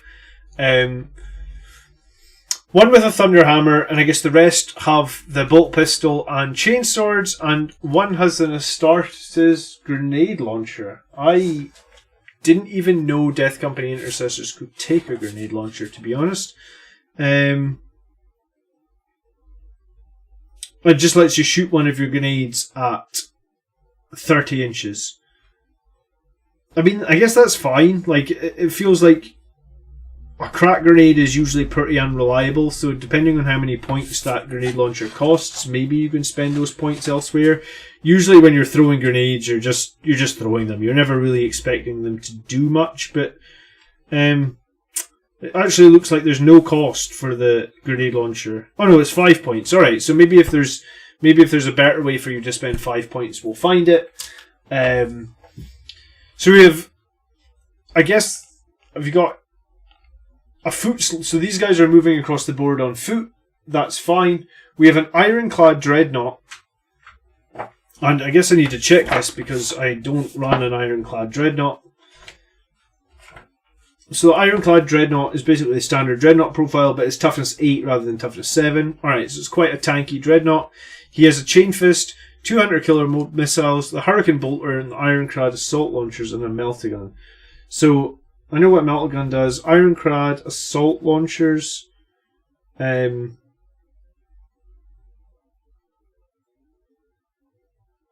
don't see that on the profile. Ironclad Assault Launcher. Oh, this bearer has the Assault Launcher keyword, right? What the hell does Assault Launcher do? I think there's a stratagem for that, right? Is it like Assault Launcher? Yeah, it's what Centurions have. So use the stratagem at the start of the charge phase. Select one unit with Assault Launcher. Select one enemy vehicle from your army and one enemy unit, so you can't use it on vehicles or monsters within 9, and that enemy can either brace or duck for cover. If that unit braces, it suffers D3 mortal wounds. If it ducks for cover until the end of the turn, subtract 1 from the attacks characteristics of the model of the unit, and it cannot fire Overwatch and it cannot be set to defend. That is that seems pretty situational. Ironclad Dreadnought, 135 points. Again, you pay 5 points for the Assault Launcher. And he has a Dreadnought Chain Fist. So Dreadnought Chain Fist does 2d3 damage against vehicles. Sorry, it does 2d3 damage against normally, and then 6 damage against vehicles. So I guess it can chew through vehicles. This guy is toughness 8, so he's pretty survivable. And he can reroll hits of 1 for melee attacks. Alright, so he's kind of like a tank hunter. He's kind of like the Death Company Dreadnought in a way. Sorry, let me catch up. Yeah, it's sad that the Company Champion didn't get a jump pack. As a family member gifted me a Hammerfell bunker over the holidays, trying to come up with a list that can include it. Has anyone tried one in their list? I have not tried the bunker. I did consider if you could reserve the bunker, but I don't know if you can. And its keywords are vehicle or building. The bunker, I mean, it looks cool, but it definitely seems situational.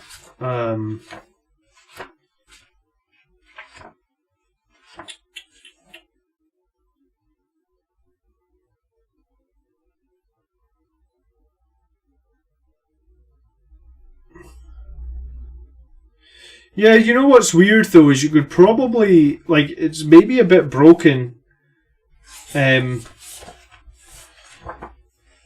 Because looking at the bunker, right? The bunker has the vehicle keyword. It says vehicle building hammerfall bunker. And Blood Angels have a stratagem called Lucifer Pattern Engines. Use the stratagem before the battle. Select one Blood Angels vehicle, excluding dreadnoughts or models that can fly, from your army. That model gains the following ability: overcharge engines. Each time this model makes an advance, do not make an advance roll. Instead, until the end of the phase, add 6 to the movement characteristic of the model. So, I feel like you could make your bunker move if you paid 1 CP to give it Lucifer charge engines. You need to look into that. But yeah, I don't know how else you would use the bunker. I mean, unless you just sit it on the backfield objective. But it seems like it's 170 points just to hold the backfield objectives. It seems expensive. I love the Teeth of Terror on a priest, as no one now expects them to actually be quite nasty in combat. Armors are good too, though. Yeah, I mean, the Teeth of Terror on that priest is pretty good. Anthony says, love watching the channel. Would a Death Company squad with Terminator, Librarian and Storm Raven be viable in 1500 points? I think this list has a Storm Raven, so I guess we'll see in a minute. So, we have this interesting Ironclad Dreadnought. We have a Terminator Squad with Power Fists and Storm Bolters, and I guess the Sergeant would be a Storm Bolter in the shield.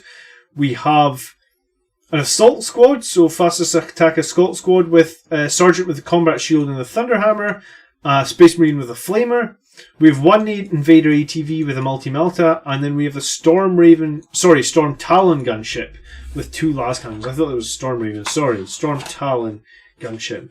So Storm Talon is equipped with a missile launcher and twin assault cannons, so he's replaced the missile launcher with the 2 las cannons. And that is Strength 6, Toughness 6, 10 wounds. Okay, interesting list. Real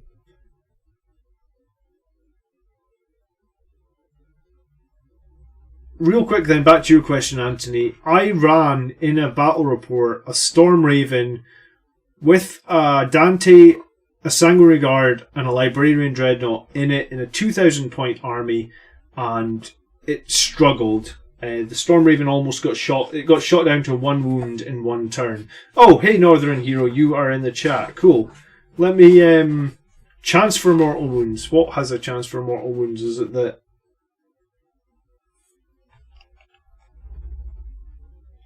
What did I miss? What has a chance for mortal wounds?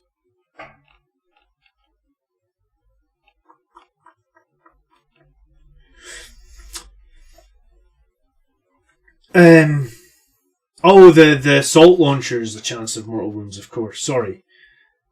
So I do actually kind of like this Ironclad Dreadnought. I think he's interesting. I wonder if...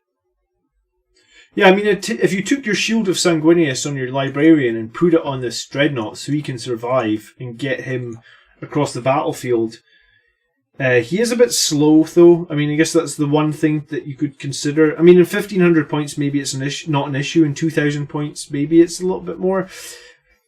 So if I were you, if I wanted to really flesh this into a Blood Angels list, if we wanted to get to 2,000 points, if we improve our troop choices with a box of the Phobos guys, then we look at our elites. And I guess the one thing to say is, like, there is no Sanguinary Guard here.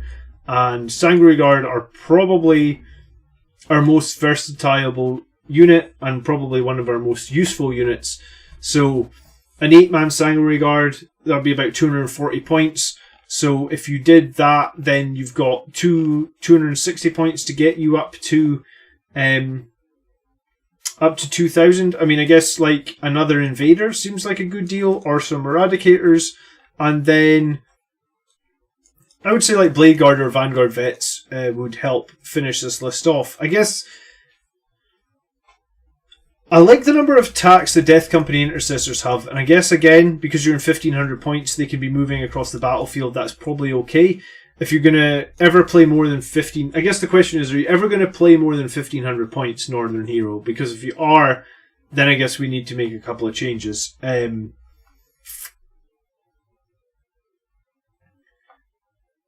But I do like that you've got some shooting in here, and I do like you have like a big dreadnought that's a target that can do a lot of damage, combined with the fact that you've got the Death Company Intercessors and the Terminators, and I guess the Assault Squad in a sense as well. So you do have a bunch of units that can pile in and do a lot of damage. Okay, and for the Vanguard, you are thinking about getting the Vanguard, and for 2K expansion, the Chappie on the bike. So the Chappie on the bike is good, but I don't know if you watched my video on the Captain on the bike. The Chapter Master on the bike just came out on Friday, Christmas Day I think it came out on. He is amazing. He is unbelievably strong. Like, he just does not die. And I guess he gives you the full rerolls that you can use pretty tactically as well.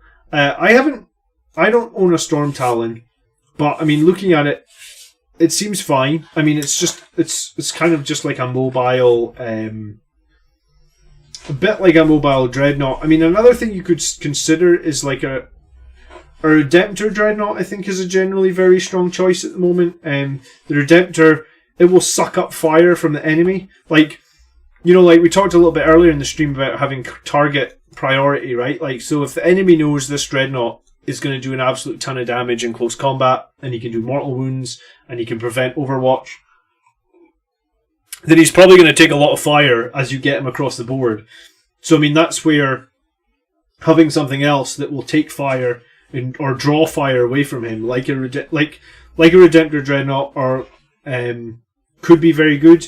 I do like your idea of adding Sanguine Regard to this, and I also do think that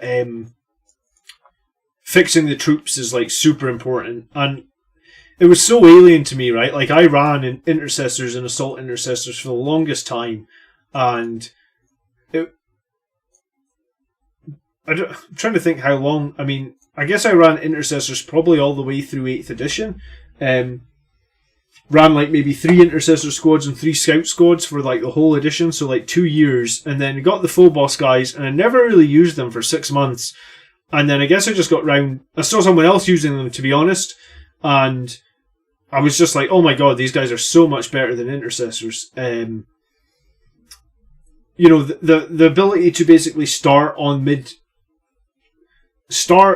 in No Man's Land on objectives that you then never need to cross No Man's Land to get to, and you just have those guys on cover, is amazing. And also the ability to denial of deep strike again is also amazing.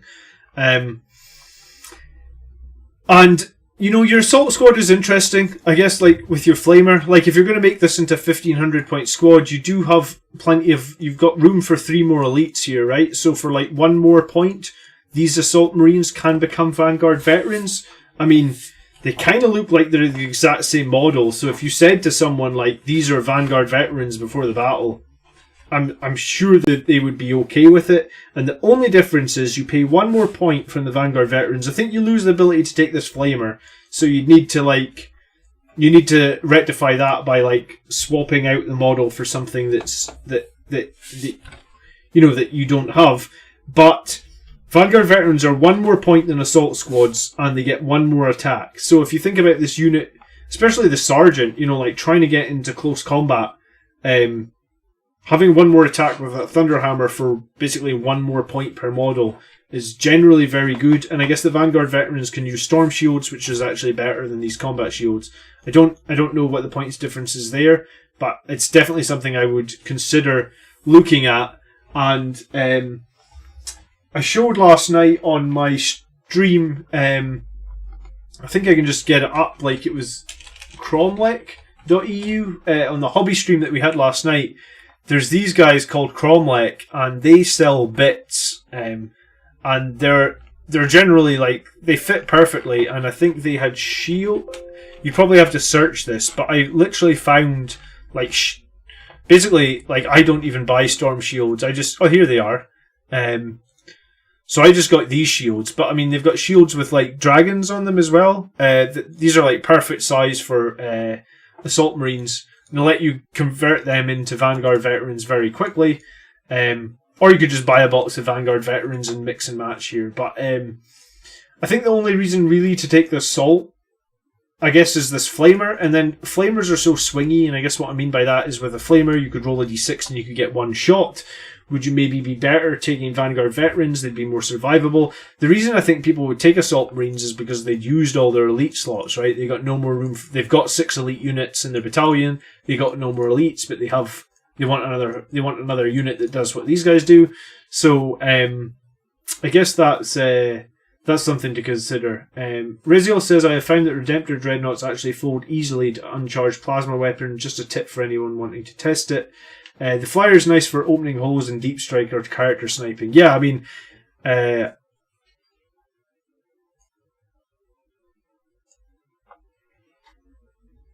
generally like. I always talk in like a 2,000 point list. I want like 400 or 500 points of shooting. I just think it's generally nice to have that because you never know what you're going to go up against. For example, I talked a little bit about the Death Guard player I play against. He always has shitloads of Nurglings, right? Like, if you do not have enough shooting to kill the Nurglings, you will end up having to use your best units, like your Sanguinary Guard, to kill Nurglings. And then in his turn, he will charge you with all his nasty Death Guard, and you will fight last, and you will die. So, as much as we are a close combat army, I think we need to have a good balance, and I guess that's why I actually kind of like this, and I think this is probably perfect for 1,500 points. Like, I don't think you would need anything more than that. That's like, what, 260, 270 points, something like that. But yeah, so moving up to 2k, I would probably either want another bike, or maybe better, like I said, like a Redemptor Dreadnought, or I mean, I guess you could run a Leviathan, but then maybe you're probably have too much shooting. But I mean, Leviathan Dreadnought can actually be kitted out to do melee combat, right? And Leviathan Dreadnoughts are brilliant distraction carnifexes, and I guess what I mean by that are, yeah, Ian says Cromlech are a good company. I generally really like them. Like, imagine we're deploying on the battlefield. Maybe I'll do like a really bad sketch for you in paint, but I guess like the strategy stands if you ask. So, yeah, like, will this be decent? Yeah. So imagine like these are the deployment zones for a battle or something. I mean, those are the worst 2 straight lines you've ever seen in your life, right? So these are the deployment zones for a battle. What I would do with something like a Leviathan Dreadnought, maybe not a Redemptor, but with like, imagine there's like terrain and stuff here, or whatever. I would probably find a channel that isn't super dense in terrain. So if you imagine like this through here is a firing arc, right? So like if I had a unit here, I could fire all across here. So I would actually take my Leviathan Dreadnought and put it like right here, like deploy it on the very front, and like in first turn just move it as far forward as it goes. So I have a Leviathan Dreadnought like way out here, and I know it's not going to be in cover, but I would save 1 CP and I would smoke screen it. So basically the second he starts shooting at it, it's -1 to hit. And I'd almost be confident in that, like, that Leviathan Dreadnought can survive 1 turn, possibly. And basically at that point, all your other units are going forward, get forward, and this just sucks up all the fire. And if you lose Leviathan, maybe it's fine. Or maybe, you know, you come out of the turn and he's lost, like, half his wounds. I mean, maybe that's fine. You, again, just get him even further forward. Like, he is literally there to distract all their guns. And sometimes if you're doing this tactically, like, I've done battles where, like, I know what let's say there's let's start over, right? File new, I guess. Let's say there's loads of terrain, in the middle of the battlefield, right? So, like, there's terrain here, there's terrain everywhere, right? And I know, like, so from here, there's nowhere that you're going to get clean line of sight, right? Like, it's just, there's just too much stuff, so there's no clean line of sight. I've even done stuff where, like, I would deploy my Leviathan here on the one area of the map where my enemy can get line of sight, right? And what that means is the enemy will go, I will put my big thing that can shoot here. So, like, you can almost bait the enemy into be like, alright, I know he's going to put stuff down there because he's going to want to shoot this, and then maybe that opens up somewhere here for like you said, like deep striking, right? So you can actually use that to your advantage. And I sometimes do that with the list that I run with the super heavy tank, right? Because like, whenever I put the super heavy tank down, the enemy are going to be like, oh shit, that's the big heavy tank, we need to shoot it. So sometimes I'll put it down first and just be like, I'm putting this down first because I want you to put down things that you think are sensible or safe, but I'm going to try and counterplay you, right? Straight line tool is right there. Yeah, I don't do art, man. Would a Storm Raven and a Storm Talon be overcool at 2000? Happen to have the models already, and it would get that dread up the field. The Storm Raven isn't survivable. It really isn't survivable in a 2000 point. Like we talk about a distraction Carnifex. Your Storm Raven, every single gun in the opponent's team will shoot at your Storm Raven in one turn, I feel like. And it will die. Is a great... if you go into the channel, this channel, and look for the game I played against Eldar, it's probably like 2 months ago now. I ran the Storm Raven, and it had Librarian Dreadnought, Dante, and Sanguinary Guard in it, and it was so close to getting shot off the table in turn 1. I want to stress Redemptors don't go down easily. I mean, Uncharged Plasma hits a sweet spot where you can wound them reliably and they can't save reliably or reduce your damage. Yeah, I mean, Redemptors... in some ways, 9th edition is the age of Dreadnought. Dreadnoughts are generally very strong. What was the Leviathan's point cost base? Leviathan is 220 points and it costs 1 CP to put on the battlefield. And I hate it so much. I want to use my Storm Raven. Yeah, I mean, I like my Storm Raven too, and it does have a lot of guns. It just is an absolute bullet magnet. It's more of a bullet magnet than anything else because people know it costs 350 points, so they just shoot everything at it thinking, well, if we kill the Storm Raven and nothing else, we've still made that enemy lose almost a quarter of their army in one turn, right?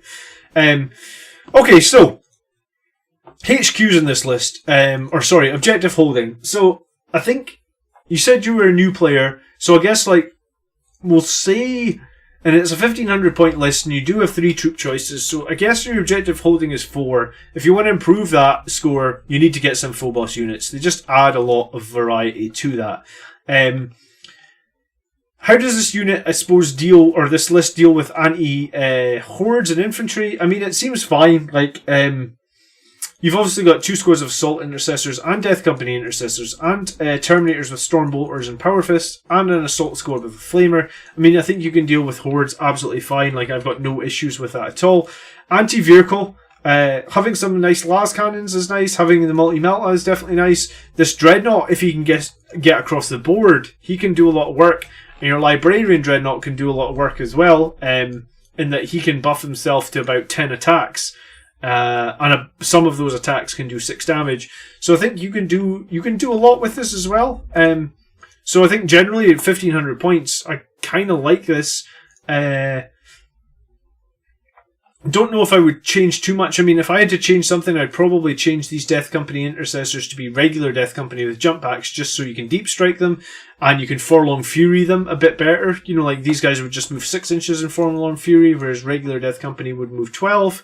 And you did say you were getting Sanguinary Guard, so that's good to have. But how are you going to deal with monsters and anti-infantry? I think you're going to deal with fine. I think people will be surprised at how much damage this Librarian Dreadnought can do. And then I think if you're considering like a Chapter Master on a bike or a Primaris Chaplain on a bike, that will sort you out really well as well. So overall, I'm tempted to give you like a 4.5 for anti-monster. And I mean, I guess you can melt bombs with Assault Terminators as well. I mean, I think it's troops is maybe your biggest weakness here, so maybe 4 is generous for troops. Mobility, yeah, I mean, you're going to struggle with the Dreadnought and the Death Company Intercessors, but you do play on a smaller map at 1500 points. So I think mobility is probably like a 3.5. Like, it's not amazing, but it's not bad either. And then specialization, like, I think you deserve like a 4. Like, it's an all-round list. It can do a bit of everything. Generally, it's pretty good. I would definitely look at improving that Sanguinary Priest with some sort of way to keep him alive better. I mean, or take Highland's advice and give him the the Teeth of Terror, so he gets about 7 attacks, and his chainsword is just much better. I mean, that can work absolutely fine as long as you're getting the charge. Just if you're getting charged, it might be a problem. So small tweaks there, and that gives you like an overall 4.5. So yeah, 20.5 Northern. I think it's a solid first list. I like it a lot, and I guess just a few things you can make this quite competitive. A Sanguinary Guard and a Chaplain or a Captain sound really tempting to me, and then maybe some sort of Dreadnought. And yeah, someone in the chat says Teeth of Terra, and someone else says the Storm Raven.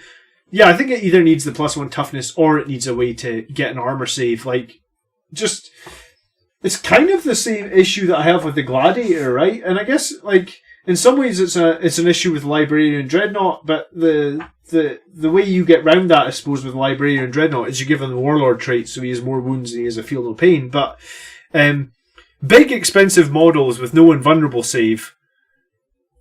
If you're playing any sort of decent enemy, they will know you have no invulnerable save, and they will deal with those models first, or they will split their fire effectively to remove them from the battlefield. So I hope that's useful, Northern. If you have any further questions, feel free to shoot it into the chat and I will answer. But we will move on to the final list for today, which is, I thought it was Tarantula, but I think it's Taratua. Taratua? I hope I'm saying that right.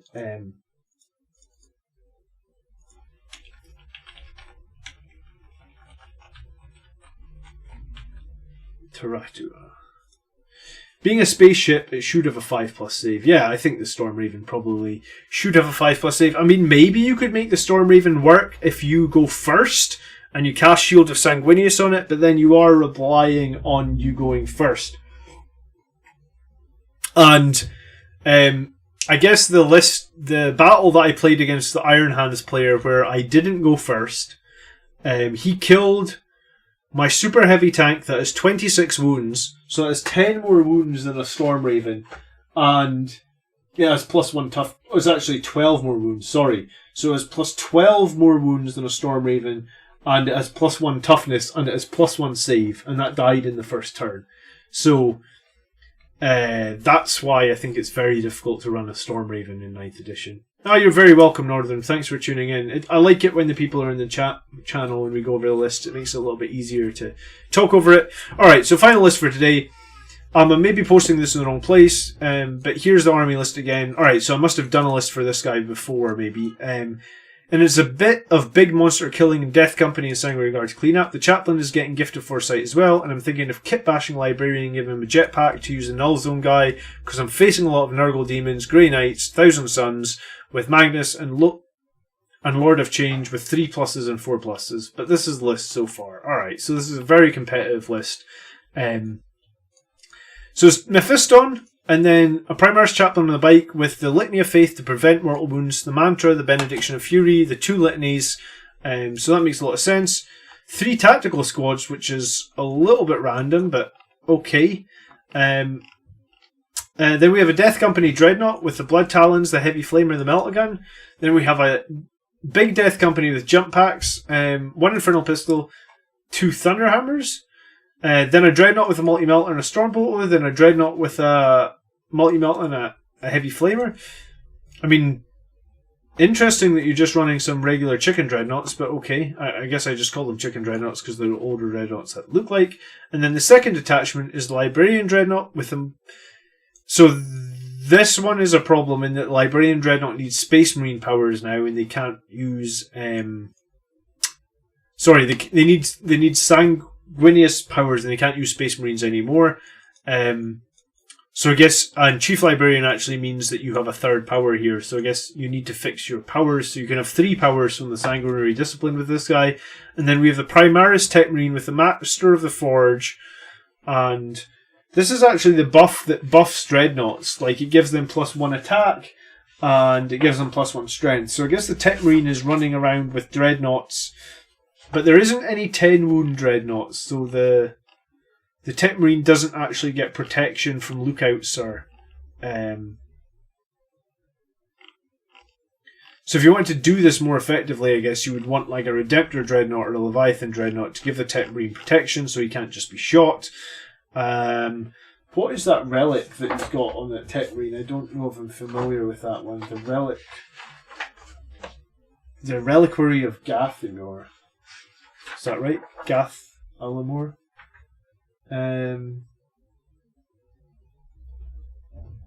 While enemy psychers with an 18 of the bearers, subtract 1 from psychic tests taken from that unit, and each type of psychic test is taken for that unit, roll a d6 and a 4 plus that unit, so it's 3 mortal wounds.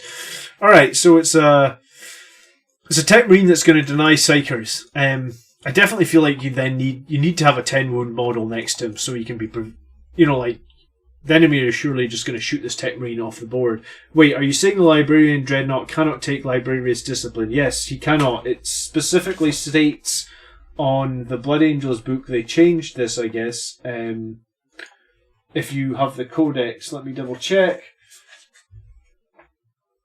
Librarian Dreadnought, it says he knows 2 psychic powers from the Sanguinary Discipline. So page 51, sorry. And this is the Blood Angel supplement we're looking at. So yeah, you cannot use Librarius Discipline anymore on him. Yeah, I mean, people are saying it should be able to, but I guess not. So if you want to use the Librarius Discipline, you need to have a regular Librarian from the Space Marine Codex. A little bit annoying. And then this second one, he has another tactical squad. This is a big tactical squad. Multi-Melta, Meltagun, Combi Melta. And then a very small Sanguinary Guard, and then a Rhino. I guess the tactical squad in the Rhino. This is a bit of a weird list. I guess it's weird because he's saying he plays a lot of Nurgle Demons, Grey Knights, and Thousand Suns, right? So like he has to deal with probably fighting last if he's got the Demons. He has to deal with mortal wounds from the Grey Knights, also the Demons, also mortal wounds from the Thousand Suns. So that's why he's got the Chaplain with the ability to make the aura against mortal wounds. The tactical squad seem out of place for me. And then he's got one tactical squad full of Meltaguns that's going to ride around in a Rhino, at least from what I can tell. That makes them basically both useless to me. I mean, Reziel, I don't think it makes them useless. I mean, I find Librarian Dreadnought does tons of work. I just put wings and quickening on him and basically torpedo him into enemy units. And, I mean, I think Librarian Dreadnought, yeah, he starts with 4 attacks, so it's 5 attacks on the charge, and then you get 1 extra attack from the halberd, so it's 6 attacks early game. If you cast Quickening, you're going to get an average of 2 more attacks, so you're going to get 8 attacks. And when you get to Savage Echoes, you get 9 attacks. And if you do get a good roll in Quickening, it's 10 attacks. So 10 attacks hitting on 3s, and then he is like Strength 12 on most of those attacks. Some of those attacks are Strength 8, but we do get +1 to wounds, so you've got about 10 attacks hitting on 3s. So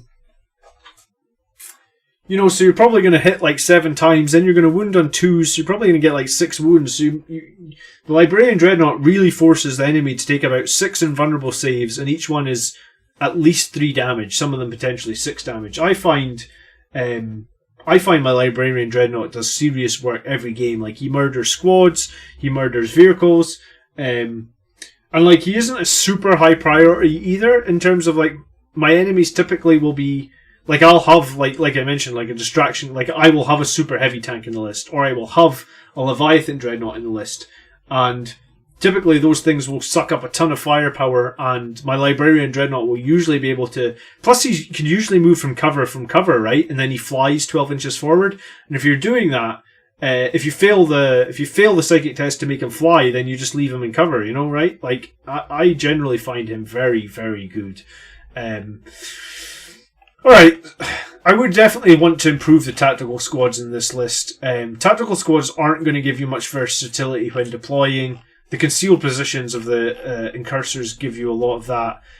Very big death company. 2 chicken dreadnoughts. I mean, and a death company dreadnought. I feel like if you want to run like 3 dreadnoughts together with this Tech Marine, then I would make one of them have the number of wounds that require to protect the Tech Marine from Lookout Sirs. So I think that would be, mean a Redemptor or a Leviathan Dreadnought. And then the second tactical squad with a Rhino, like, I'd much rather just a bigger Sanguinary Guard. I guess, like, maybe you're having problems getting them in, so, like, you just need to very tactically deep strike them, or, you know, again, move cover to cover and wait for the right opportunity. There's something to be said about, like, playing the Sanguinary Guard defensively. Like, they're generally very strong. You just can never have them... You never want them to be shot, and you never want them exposed. But beyond that, they're generally very strong, I find. So, I think they're a lot stronger than a tactical squad with a few melta-guns. I mean, if you really want some sort of high damage, then put a few Infernal Pistols into your Sanguinary Guard. I mean, that's definitely an option. And, I mean, you already have the Death Company with Thunderhammers, so... You know, you do have 4 troop choices, but tactical squads... I guess, like, maybe 4. Anti-Horde in this list... I mean, I guess you can deal with a lot of things in the fact that you've got, like... You've got 4 Dreadnoughts, and the Dreadnoughts can obviously get into combat, and they can deal with stuff, and the tactical squads, the Sanguinary Guard, the Death Company can all deal with stuff. Let's get a Sanguinary Priest or Apothecary for the Feel No Pain against mortal wounds. Also, maybe use Angel's Exemplar for the Adamantium Mantle for a character to have 5+2. Yeah, I mean, you could give your Chaplain a 5+ and Feel No Pain, Highland says, and then... I mean, if you really need to worry about mortal wounds, you could give Soul Warden, right, to the Librarian Dreadnought or something. I mean, like, if you're not using the Librarian Dreadnought as, like, a smash Dreadnought, then give him Soul Warden and let him protect mortal wounds. I really do feel like you want a Dreadnought with over 10 wounds to let your characters be protected. I mean, if you have a Dreadnought over 10 wounds, that actually protects your Librarian Dreadnought as well, right? And I really like to run Iron Resolve on this Dreadnought, because Iron Resolve gives him 1 more wound, it gives him a 6+ Feel No Pain, it also protects against any time you get Pearls of the Warp. I seem to get Pearls of the Warp every game, so being able to prevent some of that warp damage is also key. I don't think of the Librarian Dreadnought as a Psyker first, I think of a Dreadnought first, boosted by the fact it has psychic abilities. Yeah, I mean, I guess I just think of it as a beat stick, like, it just jumps in and kills things, is the way I think of it. Or, I mean, that's usually how I run it. And usually maybe I'll stay defensive for a turn or 2 or something, and then go offensive with it. But, yeah, that's generally how I do it. Okay. Let me think then. Anti-Horde Infantry... Maybe like a 4, because I think the Death Company are probably aiming to tackle something else with the Thunderhammers. And then Anti-Monster and Vehicle. I mean, you've got a bunch of multi-meltas, and I guess the reason you've got more meltas there is to try and, like, join on the melta. I guess, like, meltas are very popular in this edition, but like a tactical squad with a few melta guns, what are you going to do? You're going to jump out the Rhino, you're going to get to shoot a few melta guns, like 4 shots. They're not going to be that effective. I think you would be better off using Eradicators would get more shots here. Focus fire with Eradicators would get more shots, and they'd be half the price.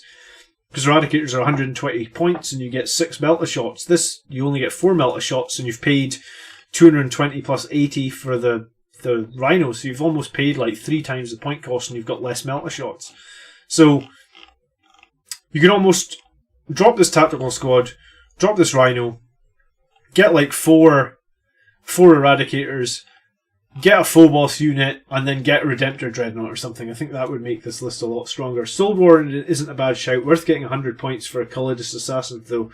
Yeah, I mean, there is other ways you can Soul Warden gives everybody around your character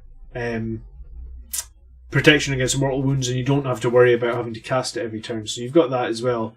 And this might be time for someone to actually use the Archangel Shard Relic. Yeah, we do have a relic that makes a power sword into some sort of demon slaying blade that nobody ever uses, but I mean, if that's in your meta, that would definitely be something you could consider using, right? This model is equipped with a power sword or a mastercrafted power sword, and it becomes strength +2 -4 EP, 2 damage. And if his attack made with his weapon is allocated to a model in a chaos unit, it has damage of 3. If his attack made to a chaos monster, then it has damage characteristic 4. So I mean, I guess you could build some sort of beat stick character with the Archangel Shard to basically do 4 damage to swing against chaos monsters. That's pretty useful, and it is -4 AP, so you're definitely throwing them onto their invulnerable save straight away. Anti-monster vehicle infantry. I think you get 4 as well. Like, I'm not overly impressed with the stratagem, and I guess the Eradicators being so much cheaper and being able to do so much more damage to me feels like it would be a much better shout, and some way to protect your Tech Marine as well. Like, the Tech Marine obviously is there to make your Dreadnoughts do more damage against monsters and stuff. Well, he can't do more damage if he just gets shot. And maybe you don't get shot that much, I guess, by Death Guard. But what else did you say you played? Thousand Suns and Grey Knights. I mean, Grey Knights for sure, they can just keep smiting away at your Tech Marine and just kill them with smite. I guess that means they have to be closest to him, but I mean, it can be done.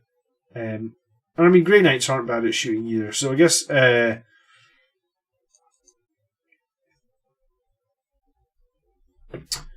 yeah, and if he is hero of the chapter, then maybe Warden of the Ancient be replaced with Soul Warden, or maybe giving him Soul Warden, so one of them, then all your Dreadnoughts have the ability to get a Feel No Pain against mortal wounds. That might help you a lot as well against what you're facing up against. Alright, mobility.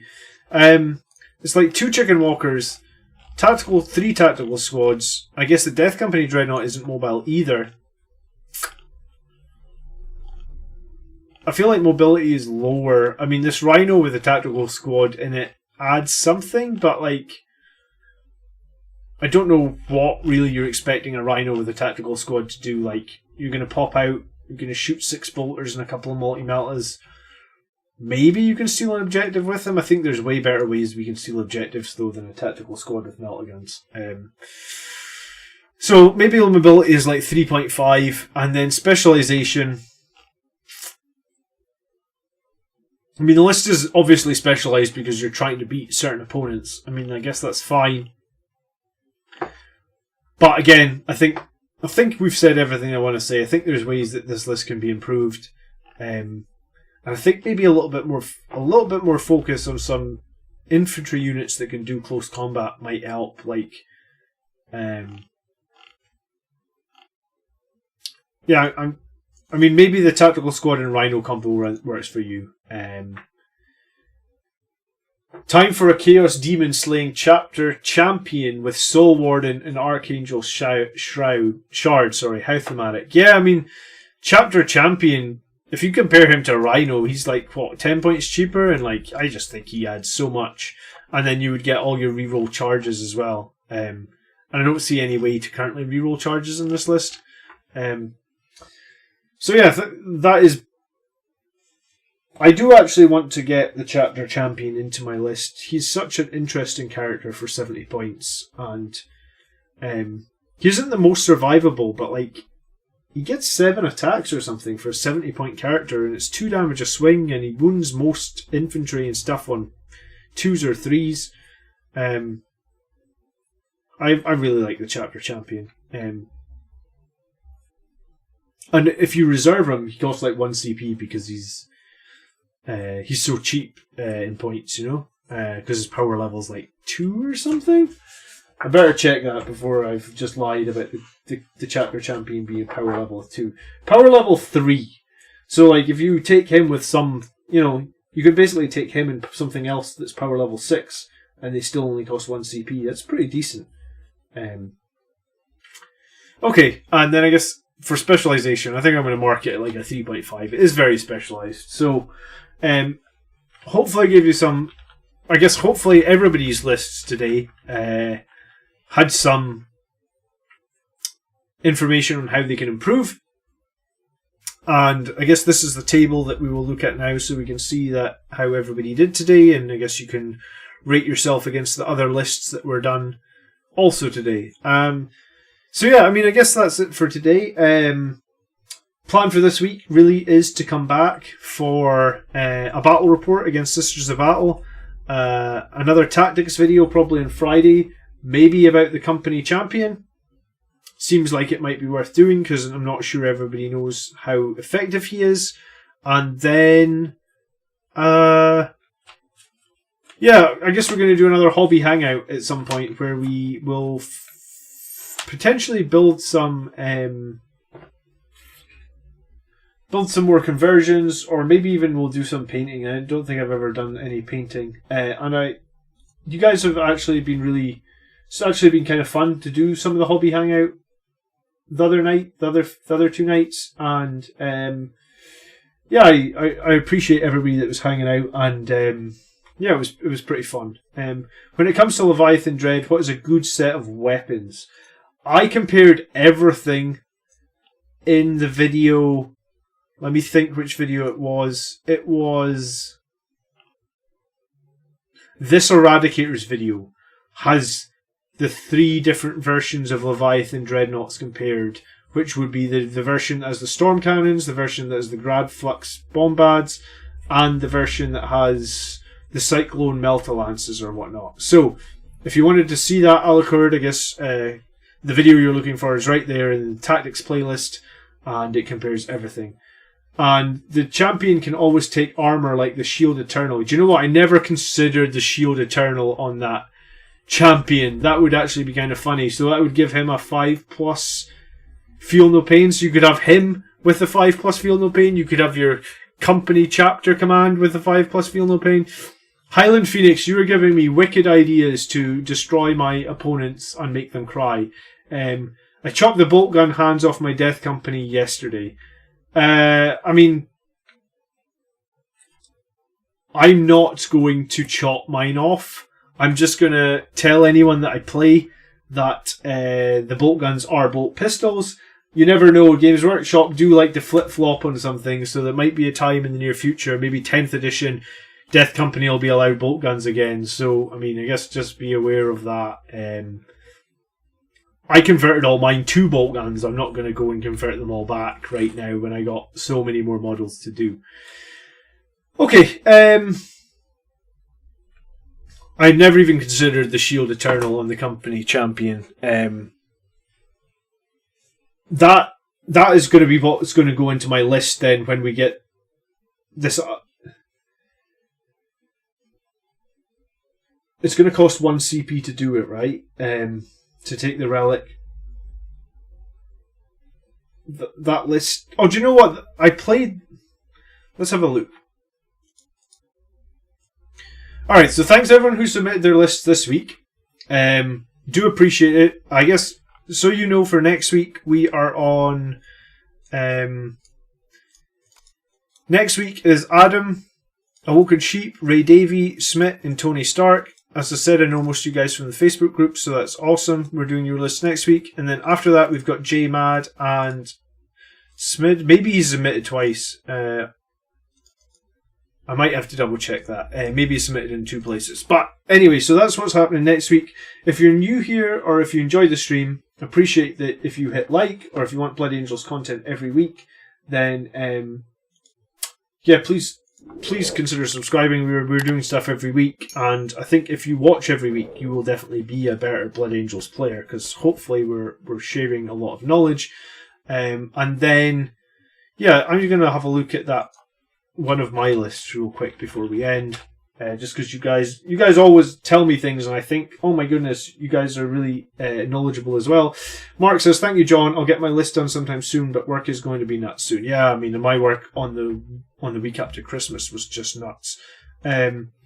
Alright, the list that I'm playing with the Falchion at the moment, I did this wrong. I was paying 2 CP for Exemplar. Yeah, someone, a Woken Sheep, corrected me last night. So that's just supposed to cost me 1 CP, so I start with 6. So I already played this list and started with 5 CP, and it was okay. I mean, I think if you're starting with like maybe 5 to 9, you're good because of the +1 per turn.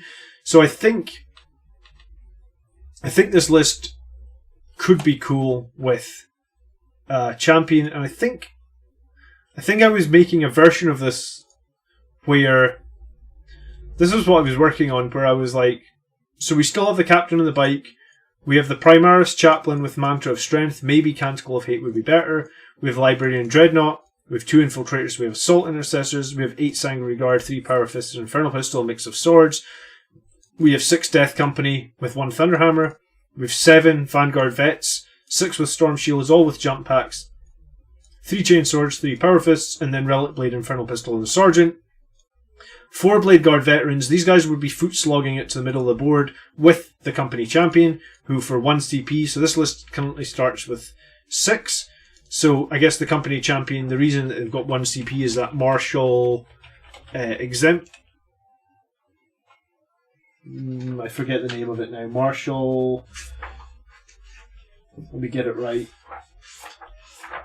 Marshal Exemplar. I thought that was right. Exemplar, and then we could pay 1 more CP and give the Company Champion the Shield Eternal. -1 CP Shield Eternal. I just realised my face is over the bottom part of the list. Sorry about that. And